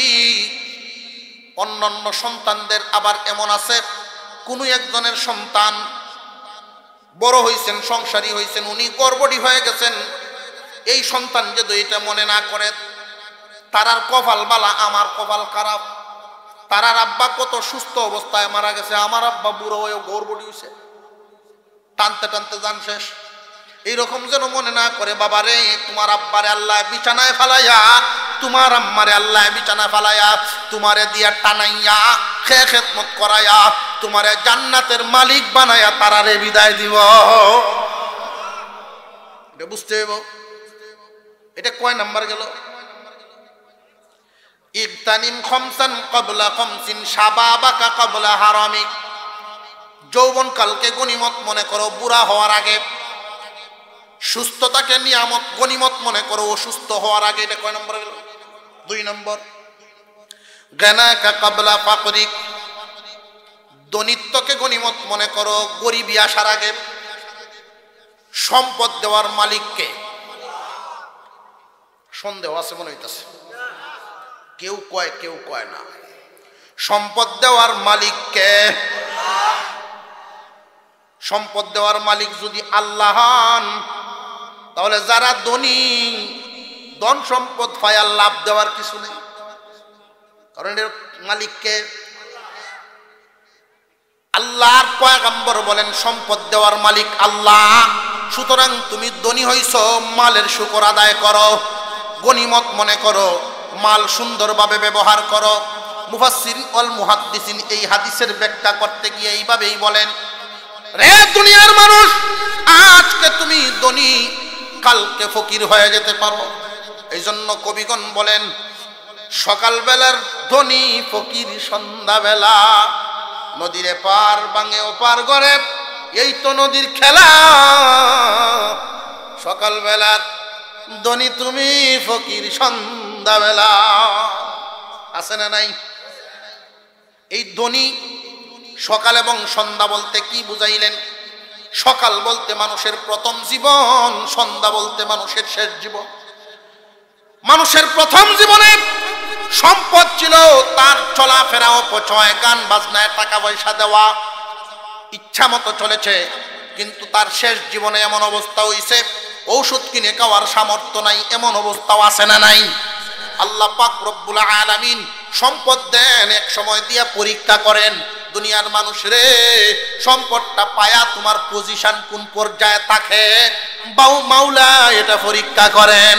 কেউ যদি তার সম্পদে সময় মতো কাজে লাগাইতে না পারে, ঠিক মতো ব্যবহার করতে না পারে, সম্পদে বদ্ধ দেয়। সম্পদে বদ্ধ দেওয়ার কারণে দেখবেন দাদার আমলের সম্পদ নাতি পর্যন্ত পৌঁছে না, হাত বদল হইয়া যায়। কারণটা কি? কারণটা কি? সম্পদকে সুন্দরভাবে ঠিক মতো ব্যবহার কেমনে করা। রে অনেক ধনী মানুষ এমন আছে, গরিবদের প্রতি অনেক সদয়। অনেক ধনী মানুষ এমন আছেন, গরিবদের প্রতি সদয়। কোন গরিব মানুষ তার বাড়িতে গেলে 1 কেজি চালের জন্য ঘুরে আসতে হয় না। উনি গরিব মানুষ, তার কাছে গেলে পাশের দানের জন্য ঘুরে আসতে হয় না। সে যদি কাউকে কামলালো, কামলারা তার প্রতি খুব খুশি থাকে। এমন মালিক আছে না নাই? কাজের লোকেরা যদি মালিকের প্রতি খুশি থাকে, মালও খুশি থাকে। কাজের লোকরা যদি মালিকের প্রতি খুশি থাকে, মালিক যদি কাজের লোকদের সাথে সুন্দর আচরণ করে, কেমনে একটা ব্যাখ্যা না দিলে বুঝবেন না। অনেক জালিম মানুষ আছে, সারাদিন কাজ কাম করানোর পরে একজন মানুষ যখন কাজ করে, বান্দারে তুমিও মানুষ, রক্ত মাংসের গড়া, সেও মানুষ, রক্ত মাংসের গড়া। তার জমিনে কাজ করো, সে মালিক, তুমি গোলাম। তার মনে কি একটা আঘাত আছে না নাই? আমি গোলাম, আরেকজন মালিকের কাজ করতেছি। আল্লাহ তারে ধনী বানাইছে, আমারে গরিব বানাইছে, এর একটা কষ্ট তো আছে। সারাদিন কষ্ট করার পরে, পরিশ্রম করার পরে যদি সন্ধ্যাবেলায় টাকাটা দিয়া দাও, নবী যেমনে শিখাইছেন, আল্লাহর নবী শিখাইছেন, গাম শুকাইবার আগেই মজুরের মজুরি দিয়া দাও। গাম শুকাইবার আগেই দিয়া দাও। এই জন্য উত্তম মালিক যারা সুন্দরভাবে মাল সম্পদরে ব্যবহার করতে চান, কথাটা লইয়া যান, টাকা পকেটে লইয়া কামলা লইবেন। টাকা আগে পকেটে লইয়া এরপরে কাজের লোক রাখবেন। সন্ধ্যাবেলার আগেই যখন কাজ শেষ, পারলে তারে এক গ্লাস পানি পান করায়া দেন। বাইরে নে, কষ্ট দিলাম তোরে, কষ্ট দিলাম, নে টাকাটা। সারাটা দিন আপনার জমিনে যেই কষ্টটা করলো, মুহূর্তের ভিতরে কষ্ট শেষ। মালেও দোয়া করে, ব্যক্তিও আপনার জন্য দোয়া করে। আর অনেক জালিম সারাদিন কাজ করানোর পরে কয় বাজারে দেখা করিস, আছে না নাই? বাড়ির যখন যায়, বিবি কয় সারাদিন কষ্ট করলা, টেহা কই? বাজার আনুন লাগবো, আনবাতে রানমু। যে দেও ব্যাগ, মালিকে কইছে বাজারও গিয়ে দেয়া করতাম। সন্তানাদিরে খানা খাওয়ানোর জন্য, বিবিরে খাবার দেওয়ার জন্যই তো সারাদিন কষ্ট। এই ব্যাগ লইয়া বাজারে গেল, মালিক পায় না। মানুষ খুঁজে বাহির করা কি সহজ না কঠিন? এখন এনে মোবাইল আইছে, মিছা কথাও বাড়ছে, হাসা কথাও বেশি। ঘুরতেছে ঘুরতেছে, মালিক পায় না। রাত বাজে 8টা, আরেক বেড়ার গুডাউনের পিছনে বইয়া টাস খেলায়। 4-5 জনের সামনে টাস খেলতেছে। গিয়া ভাই সাহেব আপনাদের পুষতেছি, ভাই না তো খেপছে। টাডি সাহেব মানুষের সামনে গেলে খুব খেপছে, এর লাগেন তোরার মতো মানুষের কামলা লোক নাই। সারাদিনে কষ্ট করি আর এক কষ্ট, এখন সন্ধ্যা পর্যন্ত খুঁজতে খুঁজতে এখন আরেক কষ্ট, এই দমকে দিছে আরেক কষ্ট। এতগুলো কষ্ট লইয়া চোখের পানি টলমল করে করে টাকাটা নিয়ে বাজার করে বাড়ি যাইতে যাইতে বাজছে 10টা। দিয়া যাকে বাচ্চারা ঘুমায়া গেছে, বাজারের ব্যাগটা বিবির হাতে দিয়া চোখের পানিটা ছেড়ে দিছে জমিনে। এই সম্পদ কয়দিন টিকবো তোমার হাতে তুমি মনে করো? এই জন্য দাদার আমলের সম্পদ নাতি পর্যন্ত যায় না।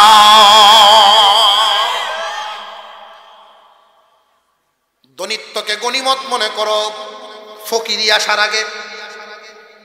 দনিত্বকে গনিমত মনে করবা ফকিরি আসার আগে। ঠিকমতো ব্যবহার করো, যদি ঠিকমতো ব্যবহার না করো কপাল থাপড়াইবা, কাম হইতো না।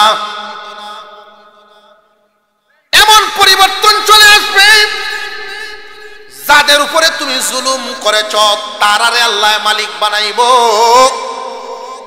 দুর্বল মানুষ সবল হবে, আর জালিমরা দুর্বল হইয়া এদের বংশধর তাদের বংশের বাড়িতে গিয়া কাজের লোক হইব। এমন পরিবর্তন, খুব সাবধান। সবকিছু কার হাতে? আরো জুড়ে। সচরাচর চোখে দেখতেছি, বাস্তব চিত্র হাদিসের সাথে মিলে। বাস্তব চিত্রগুলো হাদিসের সাথে মিলে যায়।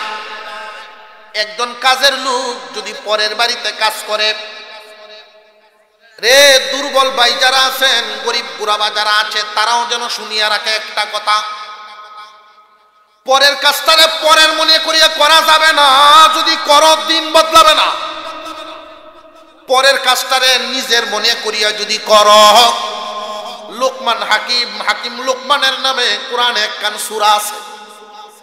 লোকমান হাকিম তিনি উপদেশ দিয়েছেন, এই দুনিয়ার কোন মানুষ যদি গোলামীর জীবন বদলাইতে চাও, আমি লোকমান গোলাম ছিলাম, আমি লোকমানও গোলাম ছিলাম। তিনজন কালো মানুষরে আল্লাহ দামি বানাইছেন, এর মধ্যে একজন হাকিম লোকমান। গোলাম ছিলেন, আল্লাহ পাক বাদশার চেয়েও সম্মান দিতেন। কেমনে হইলেন সম্মানী? উনি বলেন, আমি যখন মানুষের কাজ করতাম নিজের মনে করে করতাম। একজন গরিব মানুষ পরের দোকানে যদি কাজ করে, এই দোকানটা হেফাজত করার সময় যদি সে এটা মনে রাখে দোকানটা আমার দায়িত্বে, ক্যাশটা আমার দায়িত্বে, দোকানটা নিজের ঘরে জীবনে কেউ নিজে চুরি করে নাকি? নিজের মাল কি আমানতের খেয়ানত করবে নাকি? নিজের জমিনে নিজে কোনোদিন ক্ষতি করবে নাকি? পরের মালটারে নিজের মনে করবা। কাজ করার সময় বেশি দিন লাগবে না, বেশি দিন লাগবে না, 12 বছরের ভিতরেই আল্লাহ পাক দিন বদলাইয়া দিব। বেশি দিন লাগবে না, 12 বছর, সর্বোচ্চ 12 বছর। এটা হাকিম লোকমানের কথা, হাকিম লোকমানের কথা। আল্লাহ পাক রব্বুল আলামিন হাকিম লোকমানকে বলেন, আপনি জানায় দেন মানুষকে উপদেশ মালা। হাকিম লোকমান যত উপদেশ দিয়েছেন, এর মধ্যে কাজের লোকদেরকে এই কথাটা বলা হয়েছে, রে তোমরা যারা পরের বাড়িতে কাজ কাম করো, মালিকরে কোনোদিন ফাঁকি দিবা না। মালিকরে যদি ফাঁকি দাও, মালিকের আমানতের খেয়ানত করো, মালিকের মাল যদি তোমরা নষ্ট করো, সাবধান সাবধান, কোনোদিন এই কপাল দূর হইতো না, দুর্দিন দূর হবে না। উভয় পক্ষেরই স্মরণ রাখতে হবে, আল্লাহ পাক শান্তিতে রাখবে। মুসলমান ভাইরা, আল্লাহ পাক মানুষের জিন্দেগিতে এই মালের হকের ব্যাপারটা, মাল দিয়া মালিকরে পরীক্ষা করেন। অনেক মালিক এমন আছেন, কাজের লোকদের সাথে এমন আচরণ করতে, কাজের লোক যদি শুনতে পারে যে আমি এতদিন তার ঘরে কামলা ছিলাম, উনি মারা গেছে, গুরুস্থানের কাছে গিয়া যখন কান্দে, আল্লাহ আমার মালিক আমার সাথে সুন্দর আচরণ করত, এটা কি কইয়া আনানো যায় না মন থেকে আইয়ে? কোন কর্মচারীর সাথে যখন সুন্দর আচরণ করেন, তাহলে মন থেকে দোয়াটা আসে, মালিক ভালো ছিলেন, তারে তুমি মাফ করে দাও। আল্লাহ রব্বুল আলামিন জানায়া দেন, তোমার গোলাম তোমার জন্য দোয়া চায় তোমার মালিকের কাছে। কোন একজন মানুষ দুর্বলের সাথে যখন সুন্দর আচরণ করে, আল্লাহ খুশি হইয়া মালে বরকত দেন, ইজ্জত বাড়ায় দেন, গুনাহ মাফ করে। এটা গেল 3 নাম্বার। ফারাগাকা কাবলা শুগলিক। 4 নম্বরে অবসর সময়ের কাজে লাগাও, ব্যস্ত হওয়ার আগে। অবসর সময় নষ্ট করবা না, অবসর সময়ের কাজে লাগাও ব্যস্ত হওয়ার আগে। 5 নাম্বার, হায়াতাকা কাবলা মাউতিক। হায়াতকে কাজে লাগাও মৌত আসার আগে। 4 গুণে গুণান্বিত মানুষ যারা, তারা হবে সফল, পৃথিবীর সব মানুষ বিফল। এটা কার কথা? আল্লাহ। ওয়াল আসরি ইন্নাল ইনসানা লাফি খুসর ইল্লাল্লাযীনা আমানু ওয়া আমিলুস সালিহাত ওয়া তাওয়াসাউ বিল হাক্কি ওয়া তাওয়াসাউ বিস সাবর। 1 নাম্বার ঈমানওয়ালা, 2 নম্বরে আমলওয়ালা, 3 নম্বরে সৎ কাজে আদেশওয়ালা, 4 নম্বরে অসৎ কাজে বাধাওয়ালা। এইখানে সৎ কাজের আদেশ আর অসৎ কাজে যেই বাধা, এটার মধ্যে আলোচনা আছে। সৎ কাজে আদেশ, অসৎ কাজে বাধা দিতে গিয়া অনেক সময় বিপদের সম্মুখীন হওয়া লাগে না লাগে না? হক কথা বললে কারোর উপরে পড়লে তার কাছে টক তিতা লাগতে পারেনি না পারে না। সুদখোরের বিরুদ্ধে কথা বলবেন, এটা তার উপরে লাগবে। ঘুষখোরের বিরুদ্ধে কথা বলবেন, এটা তার উপরে লাগবে। এটাই স্বাভাবিক দুনিয়ার রীতি। একজন মানুষ 4 গুণে গুণান্বিত হয়ে গেলে এই মানুষ সফল। 1 নাম্বার ইমানদার। শুধু ইমানদার হলেই সফল নয়, পরিপূর্ণ সফল নয়। শুধু ইমানদার হইলে জাহান্নাম থেকে, চিরস্থায়ী জাহান্নাম থেকে বাঁচার মতো সফলতা পাই। শুধু ইমানই আছে, তার কোনো ভালো আমল নেই। চিরস্থায়ী জাহান্নাম থেকে বাঁচার জন্য এতটুকু সফলতা পাই। 2 নাম্বার গুণটা হলো আমলওয়ালা হয়ে যাও। ইমানওয়ালা হওয়ার পরে তোমার আমলওয়ালা হওয়া লাগবে, আমল লাগবে। এই আমল কাকে বলে? আমল তো ভালো ভালো যত কাজ সবই হলো নেক আমল। নিজের মতে জীবন যাপন করলে এটারে বলে জিন্দেগি, নবীর মতে চললে এটা হইল বন্দিগি। যত আমল আছে নেক আমল, এর মধ্যে সর্বোত্তম, সবচাইতে পাওয়ারফুল, সবচাইতে লাভবান আমল কোনটা? এটা হইল সবচাইতে লাভবান হওয়ার মতো আমলই হইল নামাজ। কেন? সমস্ত বিধিবিধান নাজিল হইছে আল্লাহর পক্ষ থেকে জমিনও, আর সমস্ত বিধিবিধান নাজিল করছেন জমিনও। আর নামাজকে দেওয়ার জন্য আল্লাহ পাক নবীজিকে নিছেন আসমানও। এই জন্য নামাজ এমন এক ইবাদত, নামাজের ভিতরে হজের সওয়াব আছে, নামাজের ভিতরে যাকাতের সওয়াব আছে, নামাজের ভিতরে রোজার সওয়াবও আছে, নামাজের ভিতরে জিকিরের সওয়াব আছে, নামাজের ভিতরে কোরআন তেলাওয়াতের সওয়াব আছে, নামাজের ভিতরে আল্লাহর ধ্যানের সওয়াব আছে। সমষ্টিগত ইবাদত নামাজ। আমরা আজকে অন্তত পক্ষে ওয়াজ মাহফিলে আইসা একটা ওয়াদা কি করতে পারি যে ইনশাআল্লাহ নামাজ ছাড়তাম না। কারা কারা নামাজ পড়বেন ইনশাআল্লাহ? আল্লাহ কবুল করেন, বলুন আমিন। আল্লাহ কবুল করেন, বলুন আমিন। সুবিধা হইলে ভরাবো, সুবিধা হইলে ছাড়িয়ে দেবো, এরকম কি বিষয়টা? সবসময় ইনশাআল্লাহ আমাদের জন্য কপাল কত ভালো, আল্লাহ তাআলা পুরা জমিনটাকে এই মসজিদ বানাইছে। হাওড়ে গেছেন, ব্যস্ত হয়ে গেছেন, অসুবিধা নাই, নামাজ পড়ে। ক্ষেতের আইলে যাই নামাজটা বিছায়া, নামাজে যখন দাঁড়ায় আল্লাহর কোন বান্দা, আল্লাহ বলেন ফেরেশতারা, দেখছো আমার বান্দা শুধু অবসর থাকলে আমারে চিনে না, না ব্যস্ত হইলেও আমারে বলে না। অবসর থাকলে জামাতে পড়ে, ব্যস্ত হওয়ার কারণে আউরে পড়তেছে একা, আমারে ভুলে নাই। যাও 2 জন ফেরেশতা যাও, ডানে বামে 2 জন দাঁড়ায় জামাতে সবের ব্যবস্থা। মুসলমান ভাইয়েরা আমার,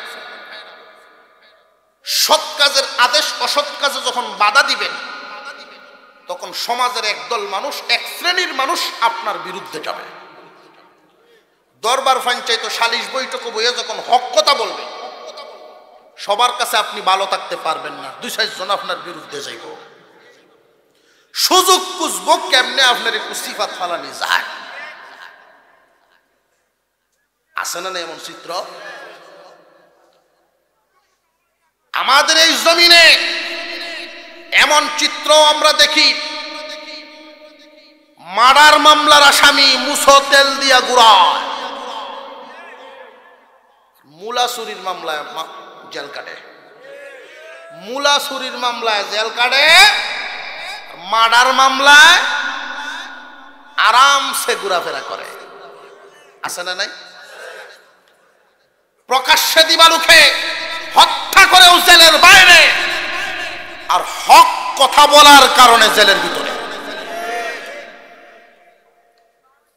মুসলমান ভাইয়েরা, এই পৃথিবীর জমিনে এটা নিয়ম আল্লাহ পাক এই জন্য জানায় দিছে, তুমি ইমানদার হইবা, আমলদার হইবা, এরপরে সৎ কাজে আদেশ, অসৎ কাজে বাধা দেনেওয়ালা হইবা। বৃষ্টির মতো বিপদ তোমার দিকে আসতে থাকবে, তখন কি করবা? অথবা সবর, সবরের উপরে অটল থাকবা।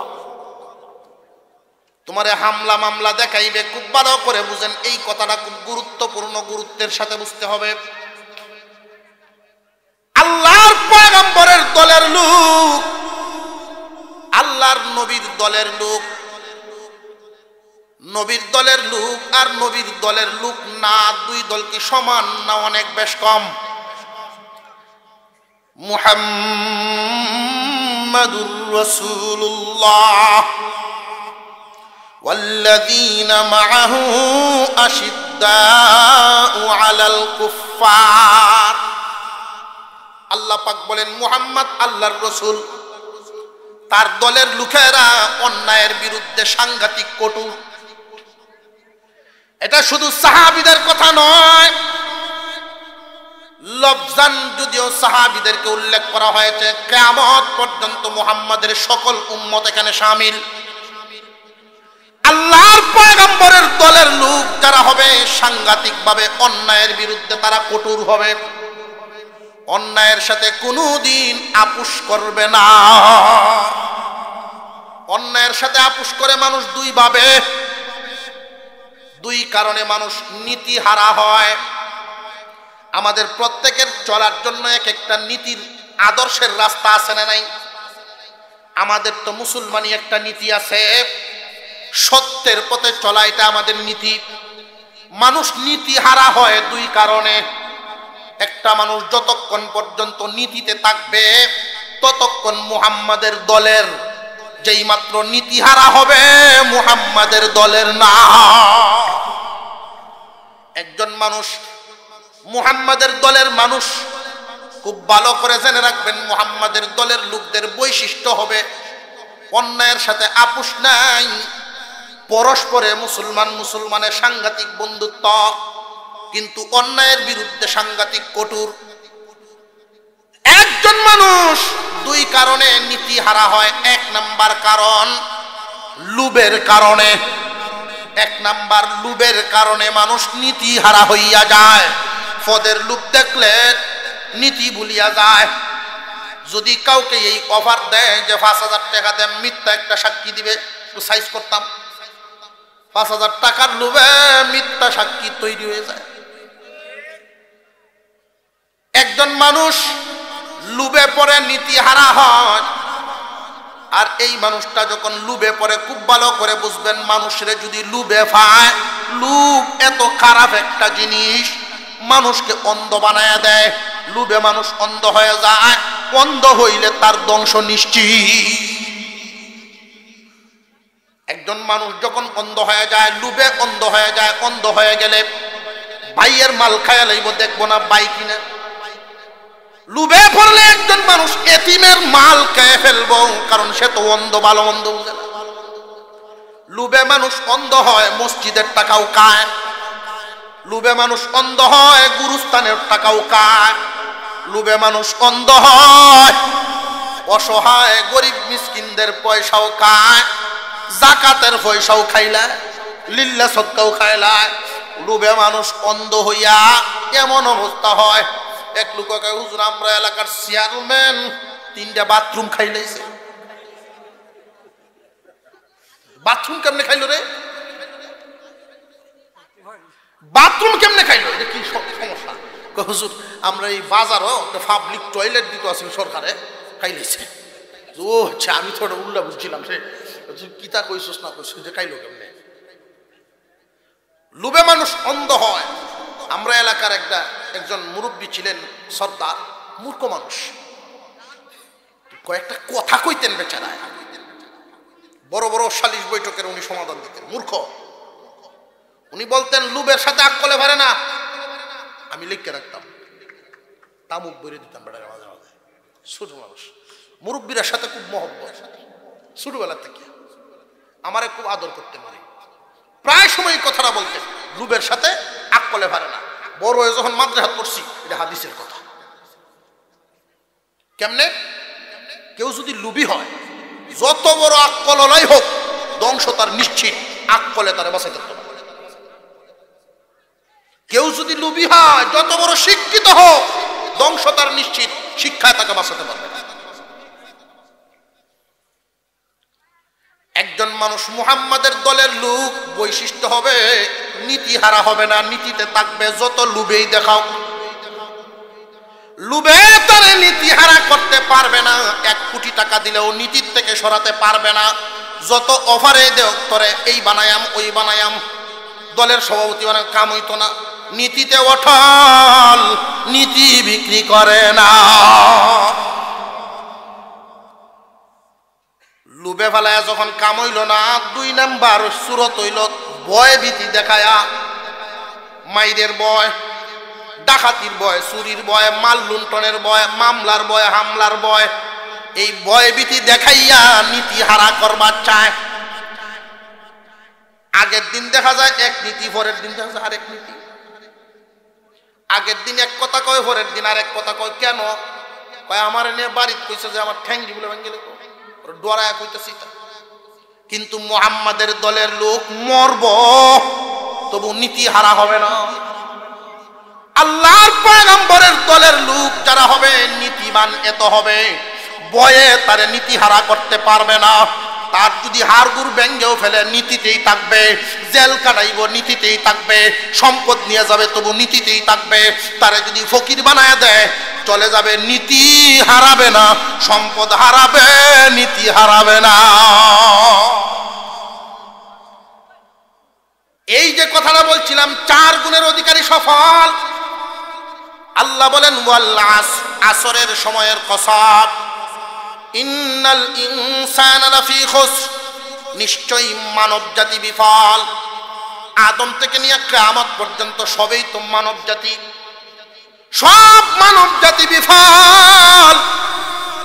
সময়ের কসম অর্থাৎ হায়াতের কসম।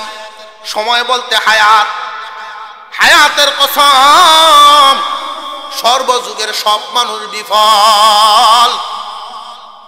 ইল্লাল্লাযীনা আমানু ওয়া আমিলুস সালিহাত ওয়া তাওয়াসাউ বিল হাক্কি ওয়া তাওয়াসাউ বিস সাবর। কিন্তু তারা নয়। নবী আবু বকরকে জানায়া দেন, সাথীদেরকে জানায়া দেন, কিয়ামত পর্যন্ত আমি একটা মাপকাঠি রাইখা দিলাম। কে সফল বলল, কে বিফল বলল, ওই দিকে আপনারা তাকাবেন না, মাপকাঠির দিকে তাকাবেন। কাউরে সফল এবং বিফল যদি বলতে চান, মাপকাঠিতে আগে ফেলাইবেন। যদি স্কেলের মাপে পড়ে লোকটা হবে সফল, স্কেলের মাপে যদি না পড়ে দুনিয়ার সব মানুষ বাহাবা দিলেও সফল হতে পারবে না। স্কেলের মাপকাঠিতে আল্লাহ দিয়ে দিচ্ছেন 4 গুণ। 1 নম্বরে ইমানওয়ালা, 2 নম্বরে আমলওয়ালা, 3 নম্বরে ইমান এবং আমল লইয়া সে শান্ত নয়, আরেকজনের আমলের দিকে ডাকে। সৎ কাজে আদেশ, অসৎ কাজে বাধা দেওয়া, এটাও কিন্তু লাগবে। আপনার সমাজে শুধুমাত্র ইমান আর আমল আছে, সৎ কাজে আদেশ, অসৎ কাজে বাধা এটা নাই। ইমান আর আমল দিয়া সমাজ ঠিক রাখতে পারবেন না। ইমান আর আমল হইল সমাজ ঠিক রাখার ভিতরের বস্তু, আর সৎ কাজে আদেশ, অসৎ কাজে বাধা হইল এটা একটা চতুর্দিকের বাউন্ডারি। বাউন্ডারি যদি ঠিক থাকে খারাপ বস্তু ঢুকতে পারবে না। বাউন্ডারি যদি ঠিক না থাকে বিভিন্ন ধরনের ভাইরাস ঢুইকা সমাজ নষ্ট করিয়া দিব। সৎ কাজের আদেশ, অসৎ কাজের বাধা এটা মজবুত ভাবে থাকতে হবে সমাজে। যদি মনে করেন উত্তর পাড়ার অমুকের ফুতে গাঞ্জা খায়, আমার কি হইছে? দক্ষিণ পাড়ার অমুকের ফুত নেশা করে, আমার কি হইছে? এই কথা বলার সুযোগ নাই। কারণ এই এই দোষটা কিন্তু উত্তর পাড়ায় থাকবে না, তোমার ঘর পর্যন্ত আয়া পড়ব। এই জন্য সময় থাকতে বাধা দেও। অসৎ কাজে বাধা, সৎ কাজের দিকে ডাকা। অসৎ কাজে বাধা দিলে সমাজ বাঁচবো, আর সৎ কাজে যদি আদেশ দেও তুমি লাভবান হইবা। কেমনে জানোনি? আজকে তুমি ভাই নামাজি, তোমার উসিলায় যদি আরেকজন নামাজি হইয়া যায়, সারা জিন্দেগিতে যেই পরিমাণ নেকি কামাইব, ওই পরিমাণ নেকি আল্লাহর পক্ষ থেকে তোমারে দেওয়া হইব। সৎ কাজের আদেশ, অসৎ কাজের বাধার দরকার আছে না নাই? এই 3টা গুণ যখন আপনার মধ্যে চলে আসবে, ইমানওয়ালা, আমলওয়ালা এবং সৎ কাজে আদেশ, অসৎ কাজে বাধা দেনেওয়ালা, সমাজের মধ্যে যখন তোমার মতো মানুষ এমন থাকবে, আল্লাহই বলে দিছেন ওয়া তাওয়াসাউ বিস সাবর, সবরের আদেশটা কেন দিলেন, সবরের ওয়াজ কেন করলেন?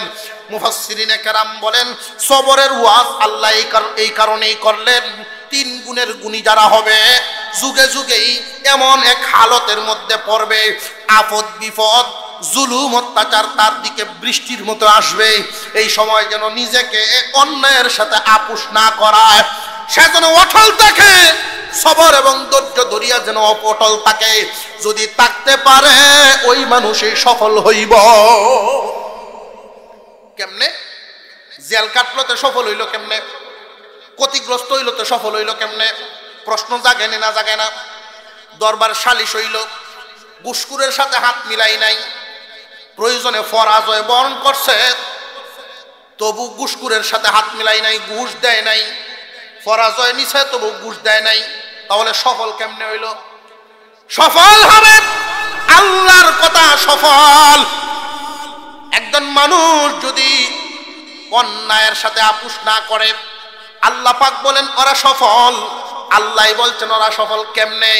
খুব ভালো করে মনে রাখবেন, আজকে যদি ও সালিশ বৈঠকের জন্য 5,000 টাকা ঘুষ খায়া তুমি একজনকে জিতায়া দাও, ওই মানুষ তোমারে সকালবেলায় ধন্যবাদ দিব, বাজারও গিয়া নাস্তা করাইবো, চাচা তুমি একখান বেডা হই, তুমি যতদিন বাচ্চা আছো আমার চিন্তা নাই। কিন্তু তোমার আড়ালে তোমার ব্যাপারে মানুষের সাথে আলোচনা করবো, এর মতো একটা কম দামা মানুষ নাই। মরার পরে মন থেকে সম্মান নেই। তাহলে কি লোকটা আসলে সফল হইল না বিফল? যেই মানুষটা দুনিয়ায় জেল কাটছে হক পথে থাকতে গিয়া, ক্ষতিগ্রস্ত হইছে হক পথে থাকতে গিয়া, অন্যায়ের সাথে আপোষ করে নাই, আড়ালে মানুষের আড়ালে মনে মনে হইল তারে সম্মান দিব না, লুকে কান টাকা দিয়া কিনা যায় না, ভয় দেখায়ও নীতি হারা করা যায় না, লুকে কান। মরার পরেও যদি অন্যায়কারীরা তোমার কবরের কাছ দিয়া যায়, কবরটার কাছে গেলেই তারার পশম দাঁড়ায় যাইব তোমার ডরে, বলতে বাধ্য লুক এক কান ছিল। ঠিক না বে ঠিক? এই জন্যই 4টা গুণ, 4 গুণওয়ালা সফল, বাকি সব বিফল। আল্লাহ পাক যেন আমাদেরকে 4টা গুণওয়ালা বানায় দেন, বলেন আমিন। আরো জোরে বলেন আমিন। আমি মুসাফির মানুষ, 4-5 বছর আগে একবার আসা হয়েছিল, আপনাদের সাথে দেখা হয়েছিল, হয়তো এর ভিতরে অনেকেই বিদায় হয়ে গেছে।